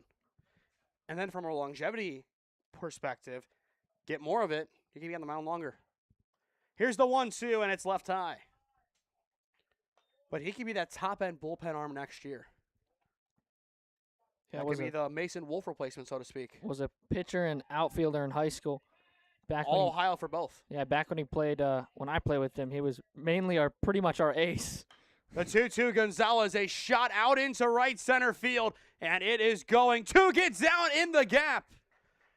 A nice piece of hitting from Michael Gonzalez, and the tying run is at first for the Commodores. Just kind of split Ross and Bowles, and that's not easy to do. And now that should bring us to Jackson Frame, and it will. So I believe that is what we had. I think 6, 7, 8, 9 is in reverse order. I mean, the flip kind of makes sense that it's still the same order, so to speak. But so far, I believe Frame is 2 for 2 with a triple and a single. But, of course, a lot of focus on Gonzalez over at first base. And the first pitch is in the dirt for ball 1. And I just want to say how impressed I am with Michael Gonzalez. He struck out 3 times at game number 1, put it behind him, and has come out so far in game number 2 and has impressed. A couple of good defensive plays as well out in the outfield. That's what you need from your players. Guys that are willing to put things behind them and say, hey, you know what? That was game 1. This is game 2. And it looks like still in the meantime there's going to be some action in the bullpen for Tri-C as expected. I think right now they are just trying to keep some arms loose just in case. But as long as Lincoln Briggs can get the job done, they're going to keep him in. The 1-0, it's in the dirt, and it's going to skip away from Britton. It's a tough call, but would you have gone there? Yeah, I was just probably not. I don't think it's far enough to go away. Yeah, and you're down by 1. Can't make it out on the base pass. I would agree. One of those in-betweenies that maybe a little bit more off to the side than maybe you think about it. But, of course, you just need to get a runner in scoring position, and Tri-C is well aware of that. I think they're just going to keep throwing back as much as they can. At the same time, though, you have to attack Jackson Frame. He's 2 for 2 today, but right now in a 2-0 count. And he will foul that one back. He's on it, though. Count out 2-1. And you look ahead to this weekend, Tri-C has Edison State for 4 games, and Lorain County, they will have Terra State. But, of course, those series big for the tournament itself. And then next weekend, Tri-C, they close out against Bryant and Stratton. And as well, Lakeland being added on Monday. We did forget about that one. Counting out 2-2. 3-5 on Monday. So as of right now, no more Holy Name senior nights on Monday. So we'll see when that one does get rescheduled. They could just go back to the initial date for it, which I don't think we're going to be here for them. I think I'll be out in Alliance. Again, throwback. It's close. They said no. Wow. They said he just got in. That one's close. Yeah, I don't know if I agree with that. He caught him leaning, too. That would have been a big pickoff as well for Lincoln Briggs. Count remains 2-2, and they did think about it for a second, too. Lorain playing on borrowed time again. Runner goes on the 2-2. The pitch is low. The throw down to second is not in time. And in the end, Gonzalez will get his move. Now a full count, and the tying run is in scoring position. Are they saying he came off the back? No, he appealed to second on the swing. Oh. He said no. I didn't think he went. But a full count 3-2. It is getting chippy here as you would expect. But a great atmosphere on this Tuesday night. The payoff pitch, it is high for ball 4. So Frame will walk, and that'll put a pair on, including the go-ahead run. And now it'll turn over to Kent. Dathan Kent entering play today, a .350 average with 3 doubles and 5 RBIs. And still nobody out. No, this is where you got to turn to small ball. I was about to say you have to bunt. Gallagher's in. Miller is parallel to the bag at third. Middle infield's kind of back, which I think is kind of the setup you have to see here. And now they'll try a pickoff move to second. And again, that throw was right on the foot. These Tri-C pitchers are not afraid to throw out the runners. And I don't mean the bag. I mean, that throw is directly making a beeline towards the bottom of his cleat. Could be dodgeball. No bunt here. He'll swing and miss. I'm kind of surprised. And again, Yeah. Coach Solomon came from St. Ed's, and they used it on occasion, I'm sure. They had some good speedsters during his time there. And then from Tri-C, who used it quite a bit last year. And you go back to that Mid-Michigan game, which they want to forget. That's how that 40-game win streak ended, with a bunt. So I'm really surprised not to see it. And, of course, under the lights as well. Throw back to second, not in time.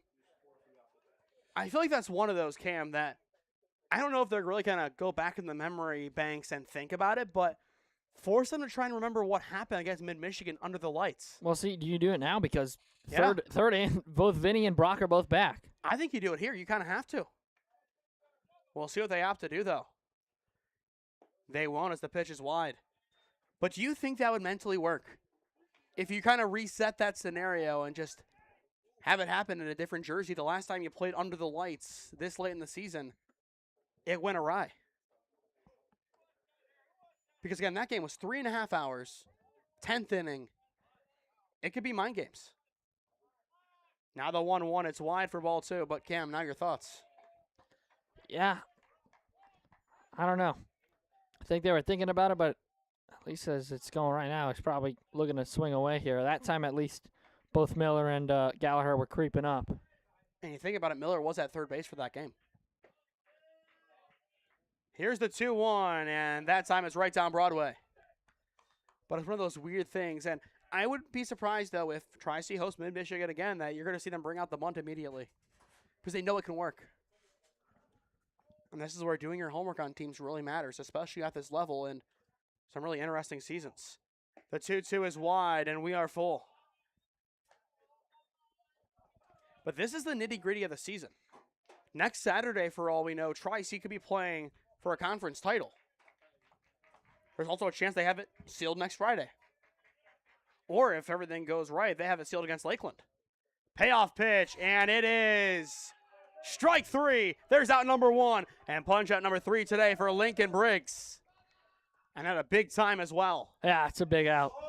That is a large out there. All of a sudden, you're a ground ball and a double play away from getting out of this one, but not out of the danger zone yet. Now here comes James Sioka, the freshman from Brunswick. And he ground out to short his first time up. And now they bunt. Did it hit him in the box, though? I don't know. They're going to say he was still in the box. But why bunt now? I don't know. Why didn't you just bunt before? And that's a fair point, but then why wouldn't you make a pinch hit? I mean, it's tough. Call me. I got this. I don't want to go out here and speculate, but I feel like, again, you're seeing the recipe of how you win this game. One runner's going to go, and the throw is not there. Did he get him on the relay? No, it's going to go into left field, and it is going to be tied. And just like that, it's chaos on the bases. Michael Gonzalez will score, and we're tied at 5. The dancing worked. I mean, that's an unfortunate break for Tri-C. Well, Bortnick broke to second base. They would have had him at 2. And Welch got away from Brock Miller, and now we're tied. What a game, though. The neutrals are loving this. The gentleman off to our right, not so much. The 1-1, it is high for ball 2. But who would have thought? I would not have expected this in game number 2. And even more so, you look at Tri-C's order. Dreger, Bowles, and Britton. You got to step up. Here's the 2-1 right down Broadway. And I think Jack's ball has returned. And again, Tri-C only with 3 hits today. Yes, it's out of the ordinary to see a game like this. But all of it was the free passes from Pillier. And you look at how Terrell's pitching, you're wondering why he wasn't out there earlier. Yeah. Or to start the game. Here comes the 2-2, and it's a swing and a miss. I don't think it's going to be considered a drop third there. I think it's on the transfer, but either way, 2 down. And I think even if they did, he left the base path, so he's out. Yeah, he gave himself up. So now that'll go back to the top with Sanders. So that's the change. Because Grell's out of the game. And Sioka bumps in and bumps Sanders to the top. And that means Lee is in the on-deck circle. So yeah, we're all figured out again. And a swing and a miss. A heavy pull-off from Sanders. Yeah, and again, stepping out instead of right at the batter, at the pitcher. Lake's got to aim this one on the outside corner. He needs to do that, but also you need to see Britton set up out there. You need to see a combination of those two factors. The 0-1 brought inside, a grounder up the middle, picked up by Bortnick. His throw to 1 is in time, and the side is retired. A nice job up the middle by Braden Bortnick to take that one in and to prevent any further damage. And here it is on the replay, but at a big time, Bortnick provides a spark defensively. If that ball got through, it's 6-5. Oh, yeah, 100%. But back from injury today, he has stepped up. That is not a gimme play, but one he should have, and he does. It's a Pittsburgh tradition, but you know what? Tonight, it's going to be Tri-C's. Middle of 5, it's Renegade time at the Motts. Experiencing pain of any kind? Call a timeout and stop by the Healthiest You Chiropractic Center. There, Dr. Max or Dr. Stephanie will provide a top-tier adjustment. Then you'll unwind in their therapy room. Visit their website at www.thychiro.com or call 440-238-3338 and book an appointment today. The Healthiest You Chiropractic Center, keeping Strongsville pain-free since 2013.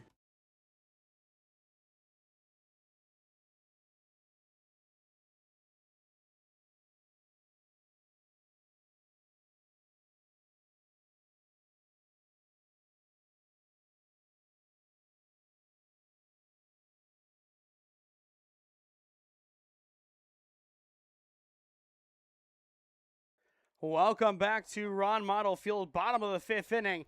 And Cam, we are tied 5-5 as the first pitch will miss for ball 1. And I don't even think Coach Capple's ready. Here he comes. He's making his way around. But Zach Jarrell remains on the mound. A pivotal time for Tri-C. You give up the tying run on the top of the inning. You need your offense to go here. Grounder over towards short. The throw to 1 is on the money. It's 1 up, 1 down. And you talk about what the doctor ordered, here it is. Yeah, absolutely. So now that'll bring up Jackson Bowles. And Bowles so far today, a flyout and a pop-out. So 0 for 2. But a chance to change that up here. And as well, time locally, it is 9:33. So nearing the 2-hour mark of this game as there is a heavy swing and a miss. But as I kind of mentioned, Cam, I expect to see a relief pitcher's duel down the stretch. Yeah. Not common, but it does happen. The 0-1 off the plates. But what are your thoughts on the top of the 5th inning? Again, that pickoff nearly was there, but in the end, fate is on Lorain's side. And the bunt is tipped foul. But your thoughts, Cam? Yeah, you don't get the pickoff there, and then you I think Tri-C really wanted the strikeout before called on what eventually ended up being the walk on the check swing. But all credit to Lincoln and the defense really dogging down and showing their fight, and another great defensive play by Bortnick to end the inning. The 1-2 is high and out. But Braden Bortnick coming back from injury has not skipped a beat. That's great to see. It's great to see, right? He's able to be playing in both games tonight, which is great. It means you didn't rush him back too early. Bowles, a ground ball over towards second. It's Sanders. His throw to 1. A laser is in time. It's 2 up, 2 down. And to finish you don't rush him back too early. He seems to be all good in there, and he's playing great on the field, so you really can't complain. So 2 up, 2 down, and that'll bring in the catcher, Bryson Britton. Britton so far today has been hit by a pitch and has singles, so offensively he has been on points. But of course, the run that came in was on a throw from him. And he will take strike one. But Zach Terrell coming in and pitching the way he has. That is the big difference right now for Lorain. They found a pitcher who has settled it down, at least for the time being. But if you look at this game for the out perspective, you still need 7 outs to win the game, plus a run. And I think once you break the game down to the run perspective, it really shows how much time's left. I don't know if you ever did this, Cam, but when you play, would you ever be like, hey, we're down by 2, we still have 3 outs to play with, we still have plenty of time? Yeah. Could be mind games, just could be the truth. The 2-1, Britton flies it. Well, foul. Could it be playable? The answer is no, as it drops in no man's land. Count out 2-2. Remember the biggest comeback that we had? We were down 7 in an inning, and we had 3 outs to play with. All of a sudden, we came back and scored the winning run. Spencer Shedlecki stole home on a pass ball, yeah. Okay, you had to add the context there. On a pass ball, yes. You had to add the context. But, yeah. It's incredible. I believe there was one in rec ball. We were down by 9, and the other pitcher just didn't want to pitch, so he purposely threw the game. Walked a bunch of batters, hit some guys, too. The 2-2, Britton, a chopper. It's off the mound. Taken in by Terrell. Throws to Holtzman, and it's a 1-2-3 defensive inning for the Commodores. This is the new Lorain County team. Yeah, that is the first 1-2-3 inning of the night by the Commodores, and Tri-City's offense has really looked sluggish in the last couple of innings. 3 hits in 5 innings for Tri-C, but Terrell, he settles it down. He gets the job done, and we are off to the 6th inning. All still to play for at Ron Mottl Field. Honors even at 5. Experiencing pain of any kind? Call a timeout and stop by the Healthiest You Chiropractic Center. There, Dr. Max or Dr. Stephanie will provide a top-tier adjustment. Then you'll unwind in their therapy room. Visit their website at www.thychiro.com or call 440-238-3338 and book an appointment today. The Healthiest You Chiropractic Center, keeping Strongsville pain-free since 2013. Looking to get in shape and join a great community? Look no further than CrossFit Strongsville. We offer classes taught by our amazing staff of coaches. If going solo is more your speed, stop in for our open gym hours. Visit our website at CrossFitStrongsville.com to learn more and view our schedule. Visit our new location at 12608 Alameda Drive in Strongsville. Strongsville CrossFit, you're worth it. You deserve to be healthier and happier.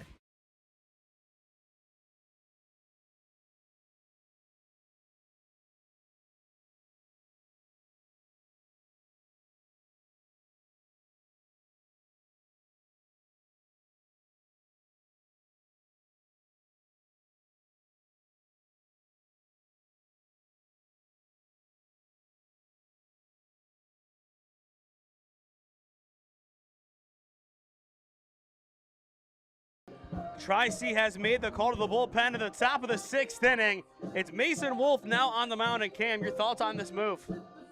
Yeah, it's definitely interesting. I have some personal bias, but I probably would have liked to see Link in there. Although, he did give up the 2, but it's all right. Sometimes you gotta just turn things over to the bullpen. Link did his job. Unfortunately, the run was given up while his time was on the mound, but I mean that's just somehow. It's just the way it goes sometimes. Mason Wolf so far this year, 13 2/3 innings worked, 8 runs, 5 of which were earned, 5 walks, 19 punch-outs, a 3.29 ERA, 0-1 record, 1 save, and this is appearance number 11. Very similar to Lincoln Briggs, and again, we talk about somebody who is trying to replace Mason Wolf. He sets the table for the main events. Kind of 1-1 as Lee flies that one foul. It'll go Lee, Soneson, and Eckert, so the heart of the order, 2, 3, and 4 for the Doors. But the fact that they're still competing in this game the way they are with minimal depth is quite impressive.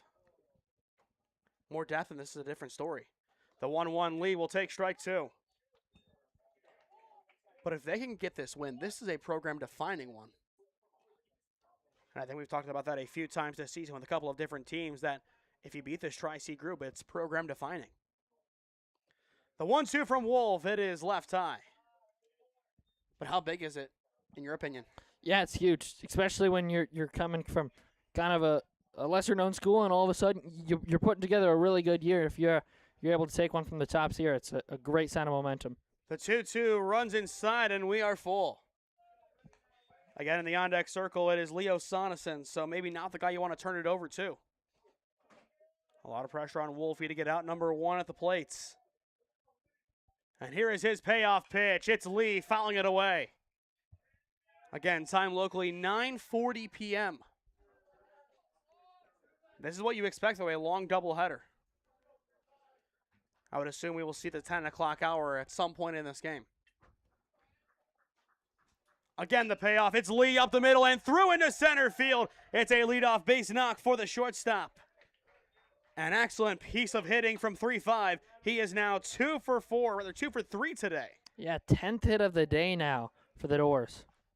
And we'll watch it back on the replay as, well, who's in the batter's box now? Sonesson, we got time. Time called for that reason, I'm sure. And here it is in the replay. Just a beautiful rope up the middle. But what do you think's going through that young man's mind in the box, number 17? He's trying to go yard. First pitch high. Back pick is caught by Gallagher. If that ball got down the line, that's at least 1 base, if not 2 for Lee. I was going to say probably 2. Probably. But for Leo Sonesson, he has stepped it up as of late. He has become one of the best players in the OCCAC. And the 1-0 is fouled away.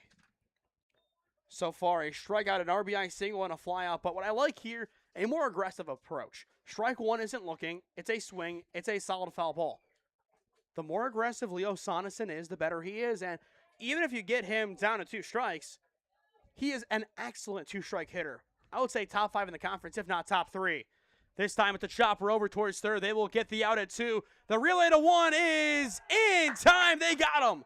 It's a 5-4-3 double play. And just like that, there are 2 down to the top of the 6th. It's exactly what the doctor ordered there. Drawn it up perfectly. A nice ground ball to Miller over at third and just able to throw it around the horn. And that'll clear the bases for Brady Eckerts. But what a play from Brock Miller, just looking at him, picking that one up cleanly. You get the out at 2, and then the relay to 1. Chef's kiss. So, in a obscure way, it's 2 up, 2 down. And the first pitch is there for strike 1. Looking ahead to Tri-C as the top of their order coming up in the bottom of the 6th. And you're getting very, very close to crunch time. And again, you go back to that catch from Gallagher. If that runner was over at third, that grounder, most likely that ball comes home. At least you look them.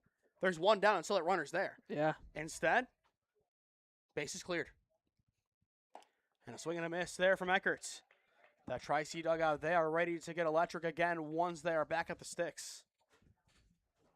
And it's go time for them, too. They don't want to save this for a walk-off. They want to win it in the 6th if they can. In principle, at least. The 1-2, beautifully in there from Wolf, and the side is retired. First strikeout of the day for the sophomore from Chardon, and the inning is over.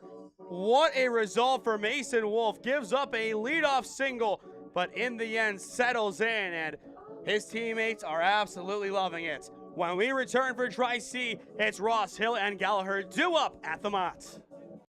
Looking to get in shape and join a great community? Look no further than CrossFit Strongsville. We offer classes taught by our amazing staff of coaches.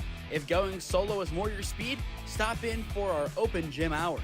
Visit our website at CrossFitStrongsville.com to learn more and view our schedule. Visit our new location at 12608 Alameda Drive in Strongsville. Strongsville CrossFit, you're worth it. You deserve to be healthier and happier.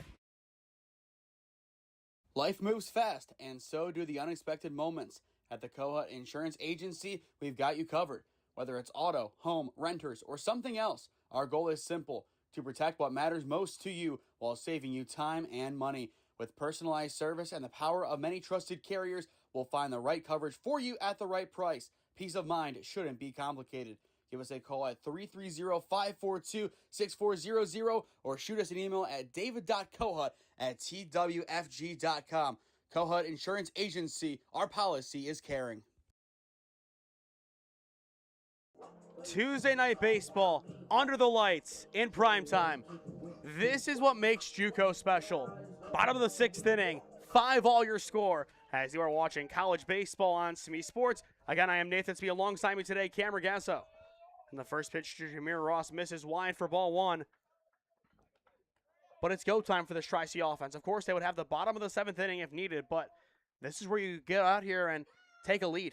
Yeah, absolutely. A great count to Jameer here, a 2-0 count. You got to be looking for something to drive. You just need something to get him on, and with his speed, it's Fuego. And now a 3-0 count, and as well, you're looking at where things stand for this Lorain County team. You're going to have to bring out another good arm potentially after Terrell. Could it be Sonneson? Who knows? We might get our answer soon, as there is ball 4 to Jameer Ross, and the leadoff man is on for the Tops. He has reached all 4 times today on free passes. 2 walks and 2 hard 90s. They'll take it. He has been the mayor of first base today. He's going to be looking to take second here, though. And Eckert has to be ready. Runner will go here. Time, though, called. The music was still on. And the music gets him. He got lost in the music, if you will. So that pitch will not count, as if it did, obviously Jameer had a great jump, but Eckert definitely has a good arm behind him. And he might have to have it come into action. Again, he's going to go. The pitch is high. They will throw down, and it's just on the wrong side of the bag. But the go-ahead run for Tri-C now in scoring position. But if that was runner side, uh-oh. Yeah. Just wrong side from Eckert, and now a 1-0 count on Hill. And Ross could do it again. He won't. Instead, there's the bunt. It is down on the right side, and it's bobbled. Put him at the corners. And now a chance for Vinny Gallagher to do his thing. I was just going to say, what'd you think about bunting with Nate Hill? I mean, he's more of the power guy, but puts down a perfect bunt there, and pitcher can't pick it up. So now first and third, no one down at the bottom of the 6th inning. And this is where Tri-C can crack the deadlock. This is going to be their best opportunity to do so, in my opinion. Absolutely. And if that ball is to the backstop, Jameer Ross has to be home. I think he knows that. And I think he can get there. My thing is, does Nate Hill still here? Does he try and maybe get in a pickle and see if Jameer can't score anyways? I think you ignore him. So Hill's going to go. They are going to fake the throw, and it's an easy stolen base for Hill. But that was the right call. I think you simply just say, you know what? That's your base. Take it. So now runners at second and at third. Is that now 7 stolen bases in this game? I believe so. And the 1-0 is there. Now 1-1 the counts. Infield in here, you got to cut off this run at home, but pretty much anything in the outfield is going to score Jameer. Or you're probably going to send him. Unless it's really shallow and outfield's got enough time to camp under it. And this time, Gallagher, a drive deep to right, and there is no returning that one to get Jameer. It's off the wall. He will score. Hill is going to come around. He will score as well. It is a bases clearing 2 RBI triple for Vinny Gallagher. Make it 7-5 Tri-C. Speed or no speed, it doesn't matter. Vinny Gallagher packs a punch. Yeah. Thought that one might have had a chance too, but wow, he got a hold of that one. Just lands at the base of the wall out there. And just like that, the Tops are up by 2 and knocking on the door of an even bigger lead. And that ball will skip away. Gallagher will score. Make it 8-5 Tops. This is Tops ball on display. Absolutely. You can just see how excited that dugout is. And Fuego. They know how to get the job done. They're trying to do the We Are Penn State chant, but with Tri-C instead. No James Franklin tonight. The 1-0 left high for ball 2. And now for Lorain County, you look at the last couple of innings, so close to taking that lead. Just couldn't figure it out. You left too much time for Tri-C. Not to bring it to football, but it's just like we'd hear Tony Romo say so many times. You left too much time for Mahomes. Instead, you left too much time for Tri-C. And they're bringing it out. The 2-0 is there for ball 3. Now 3-1 the count, and, well, Cam.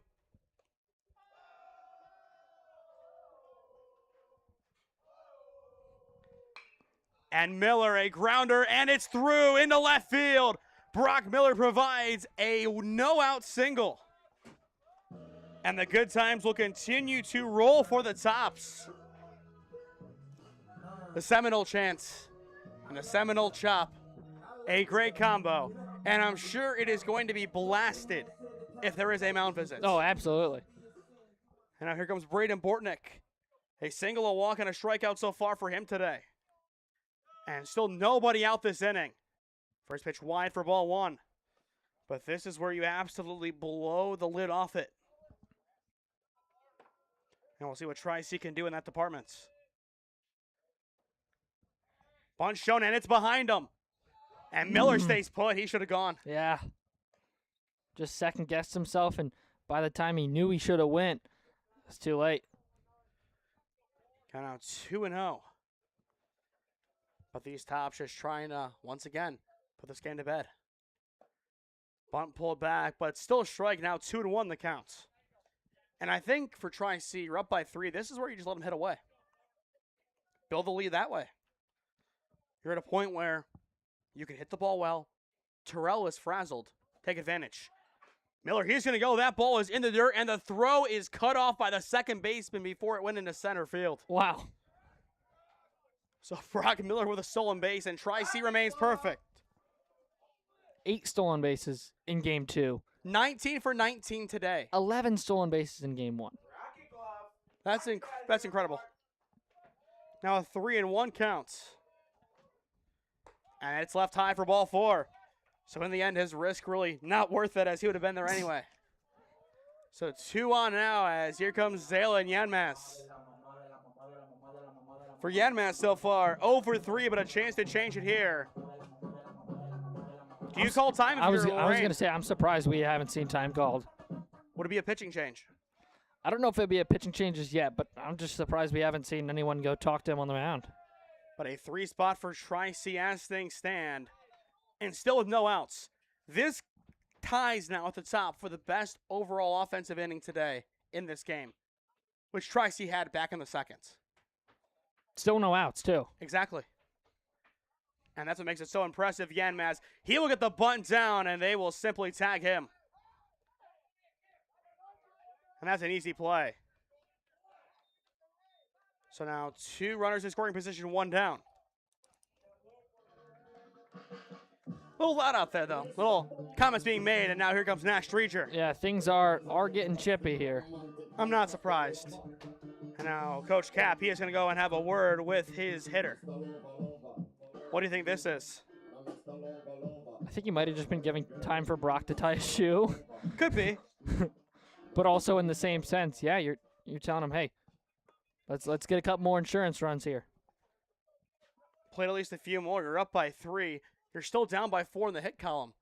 If you can turn around here and get a few more hits, a few more runs, you're in a great spot entering the top of the 7th. But this is a great spot for Dreger. And he will see strike 1 on the outer edge. A lot of those pitches have been called a strike today. Should they be is a different question.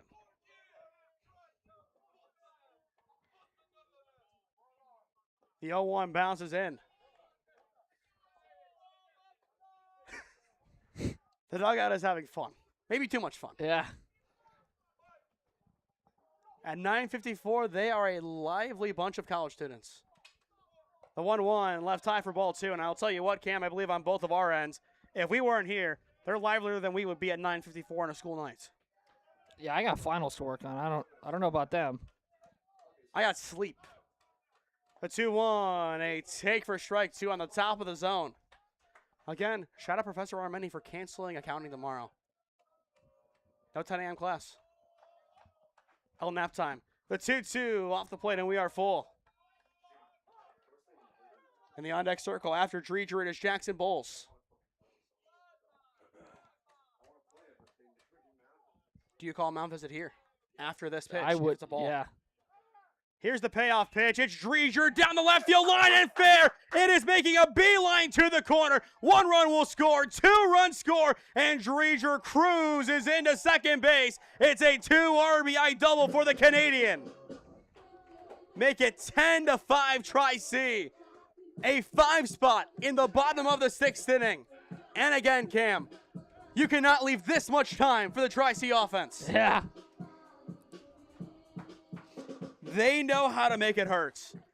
And every single time you think you have the answer, you never do. This is how it's done. And the first pitch of JB is up and in for ball 1. But what an inning so far for the Tri-C Triceratops. The best inning so far in this game.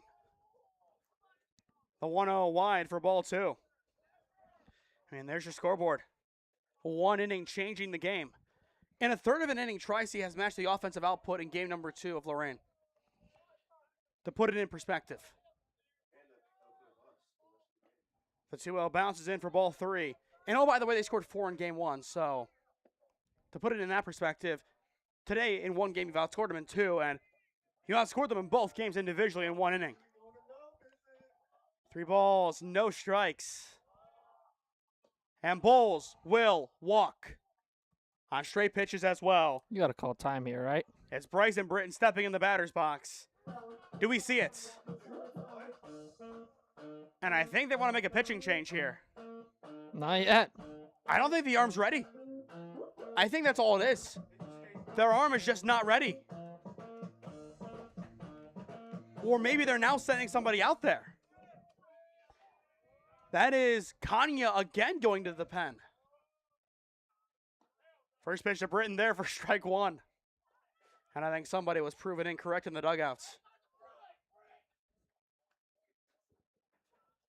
But this group, they are a lively bunch, and they're ready to will themselves to victory. And again, a beautiful pitch from Terrell. Britton has to be aggressive here. You have Jameer Ross in the on-deck circle. This is the point where you get aggressive. You go out here and you swing the bats. The 0-2, Britton, right side, through for a base knock. Again, the catcher provides an offensive spark, and that'll bring around run number 11. Dreger will score. It's an RBI single for Bryson Britton, and that'll make it 11-5 Tri-C. It's a 6 spot now for the Tops. And we will go back to the top of the order as well. Jameer Ross led off the inning. He is back up again. Only 1 out in between at-bats. And it was a bunt.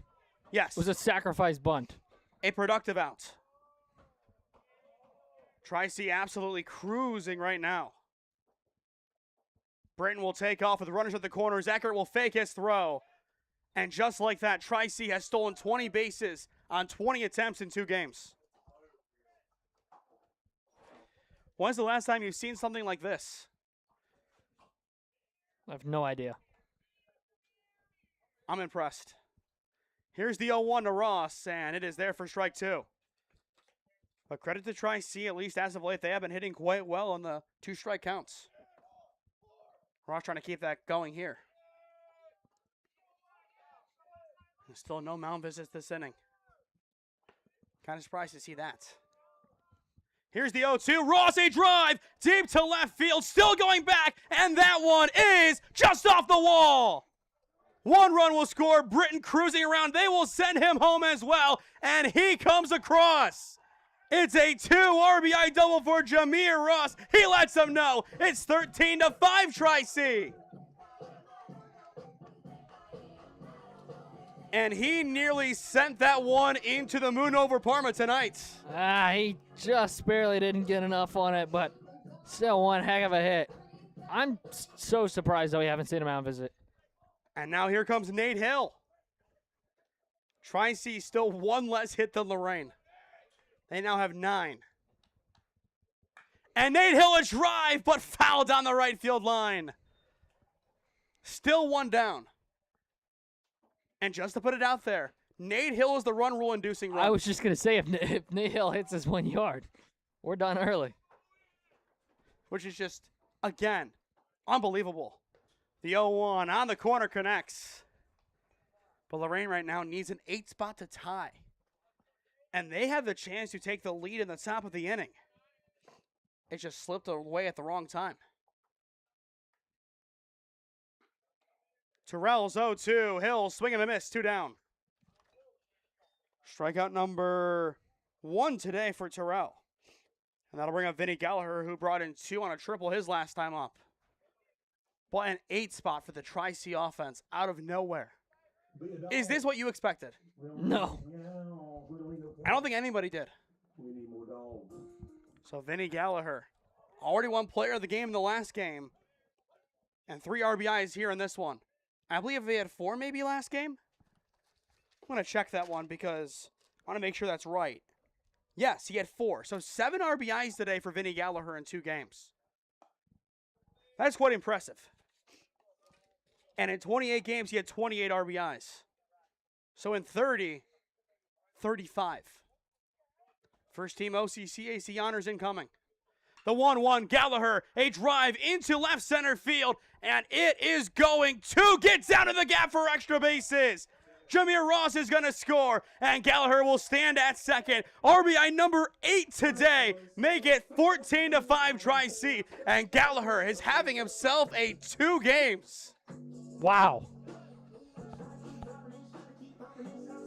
Back-to-back extra base hits as well in this inning for Vinny Gallagher. Yeah, I think a triple and a double. He also had a double last game. He just continues to dice up this defense. They have had no answer for him today. And now the hits are tied at 10. And if he comes around to score here, the game's over. It's Brock Miller's chance to walk it off. And the first pitch is wide for ball 1. But there it is on your scoreboard. Who would have thought this was coming? Yeah. I don't even know if his offense thought it was possible. The 1-0, swing and a miss in the dirts. Count now even. Make sure you do stick with us, though, after our final commercial break tonight, as we will announce our player of the game presented by CrossFit Strongsville. And that could be soon. The 1-1 nearly hits him. And once again, tomorrow, join us at Alliance High School, 5 p.m. first pitch. It is Alliance and West Branch baseball. The Aviators, again, undefeated 5-0 in the Eastern Buckeye Conference. Here's the 2-1. Miller a drive and through into left field. Gallagher, they will send him along for the game. He will score. It's a 10 spot for Tri-C in the bottom of the 6th, and they will rule Lorain County. 15-5 your final.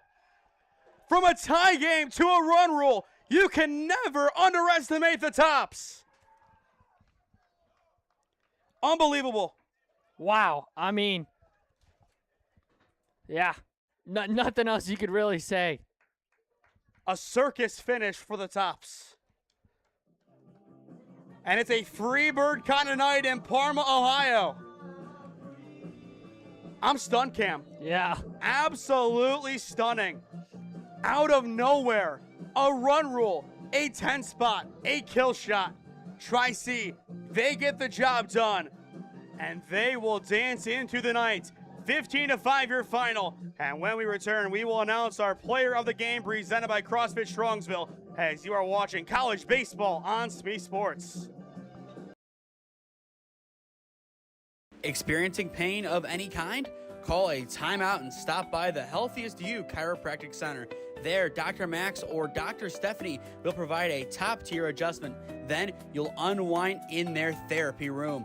Visit their website at www.thychiro.com or call 440-238-3338 and book an appointment today. The Healthiest You Chiropractic Center, keeping Strongsville pain-free since 2013.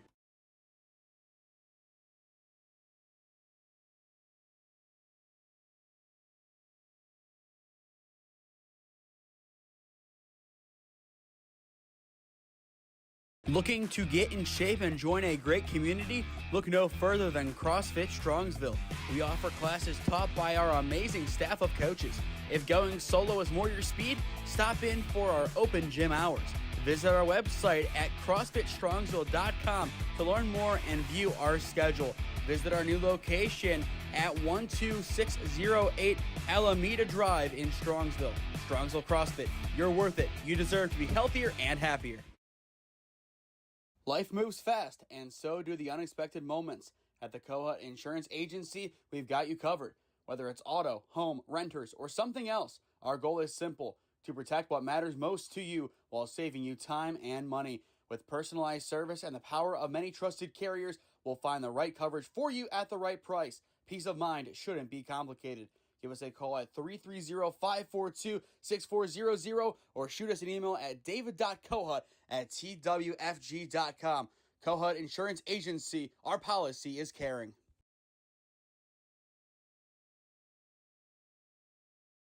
What a turnaround in one inning for Tri-C, 15-5 your final. In the end, they do out-hit Lorain, and they will win this 1-6 via the run rule with all 10 runs as a part of their win and their lead coming in the 6th. Again, I am Nathan Smee alongside me tonight, Cam Ragazzo. Stop us if you've heard it. Your player of the game presented by CrossFit Strongsville, Vinny Gallagher. He doubles it up tonight. Yeah, he had a great 2-game stretch here today, and really great job in game 1, phenomenal job in game 2. And, that last inning really started off, had 2 extra base hits, a triple and a double, and really propelled the Tops to kind of come from behind unseen. Oh my gosh, they just walked it off on a run roll after being shut out for 4 innings in a row. And you're thinking, all right, where's this Tri-C offense? We know this Tri-C offense can hit, but they were being shut down, and all of a sudden, boom, here they are. And they were here and then some. Of course, Vinny Gallagher does give them the win with that RBI. At the time, a 2 RBI triple, then an RBI double, and then he is the winning run all the way around. Impressive. Is that what you expected from this game? I did not. Obviously, we know this offense can hit. We've seen it a lot of times. They scored 12, or they scored 10 in that game against Point Park, and obviously, we know this offense can hit. That's just plain and simple. But the way this game was going, I didn't expect it, right? They were doing a phenomenal job, they were doing a phenomenal job on defense, and their pitching was great. And I thought, this might come down to 1, maybe 2 runs, and then all of a sudden, Tri-C just exploded. Now Lorain County, a tough way to go out, but still, I'm impressed by how they played today. Yeah, I mean, that's nothing to take away from them. Obviously, we know how talented this Tri-C team is, but this Lorain County team, I was going to say. This Lorain County team, so talented, right? I mean, coming off a not a great last couple of 10, 15 years, and all of a sudden, you have a great turnaround with brand new head coach coming in from this Tri-C program, right? Played a great second game today. Unfortunately, the final score doesn't dictate that, but if you are here and you know what was happening, I mean, 5-5 going into the bottom of 6, much major praise to them. A really good game by them. Unfortunately, not the way you want it to end. You want it to go all 7. You don't want the run rule there. And if someone's just looking at the box score, oh, well, they lost by 10. They must have gotten absolutely blown out. But that's why you can't just watch the box score. Exactly. Tri-C today, though, impressive in the end. Playing 10 in the 6th, they get the job done in game number 2 as they sweep Lorain County. To stay up to date on all the games we are covering, follow SmeeSports on Instagram and TikTok, SmeeSports LLC on Facebook and LinkedIn, and SmeeFest 2024 on Twitter. As well, go down below and subscribe. While there is no added cost, it greatly helps out all that we do here at SmeeSports as we cover the best of the Cleveland and Stark County areas. The rest of this week goes like this: Alliance West Branch tomorrow at 5, Alliance Louisville Thursday at Canal Park at 7, Marlington versus Lakeview on Friday at Marlington, and then a Tri-C doubleheader back here against Edison State, 1 and 3:30 p.m. And one final note, if you want to become a broadcast sponsor and advertise with us, our information is on your screen as to how you can get in contact with us. But that'll do it for us here tonight at Ron Mottl Field on the campus of Tri-C West. 15-5 your final. Tri-C, after an explosive 6th inning, plates 10 to get the run rule victory done and dusted. For Cam Ragazzo, I am Nathan Smee saying so long from Ron Mottl Field, and we will see you again next time. This has been College Baseball on SmeeSports.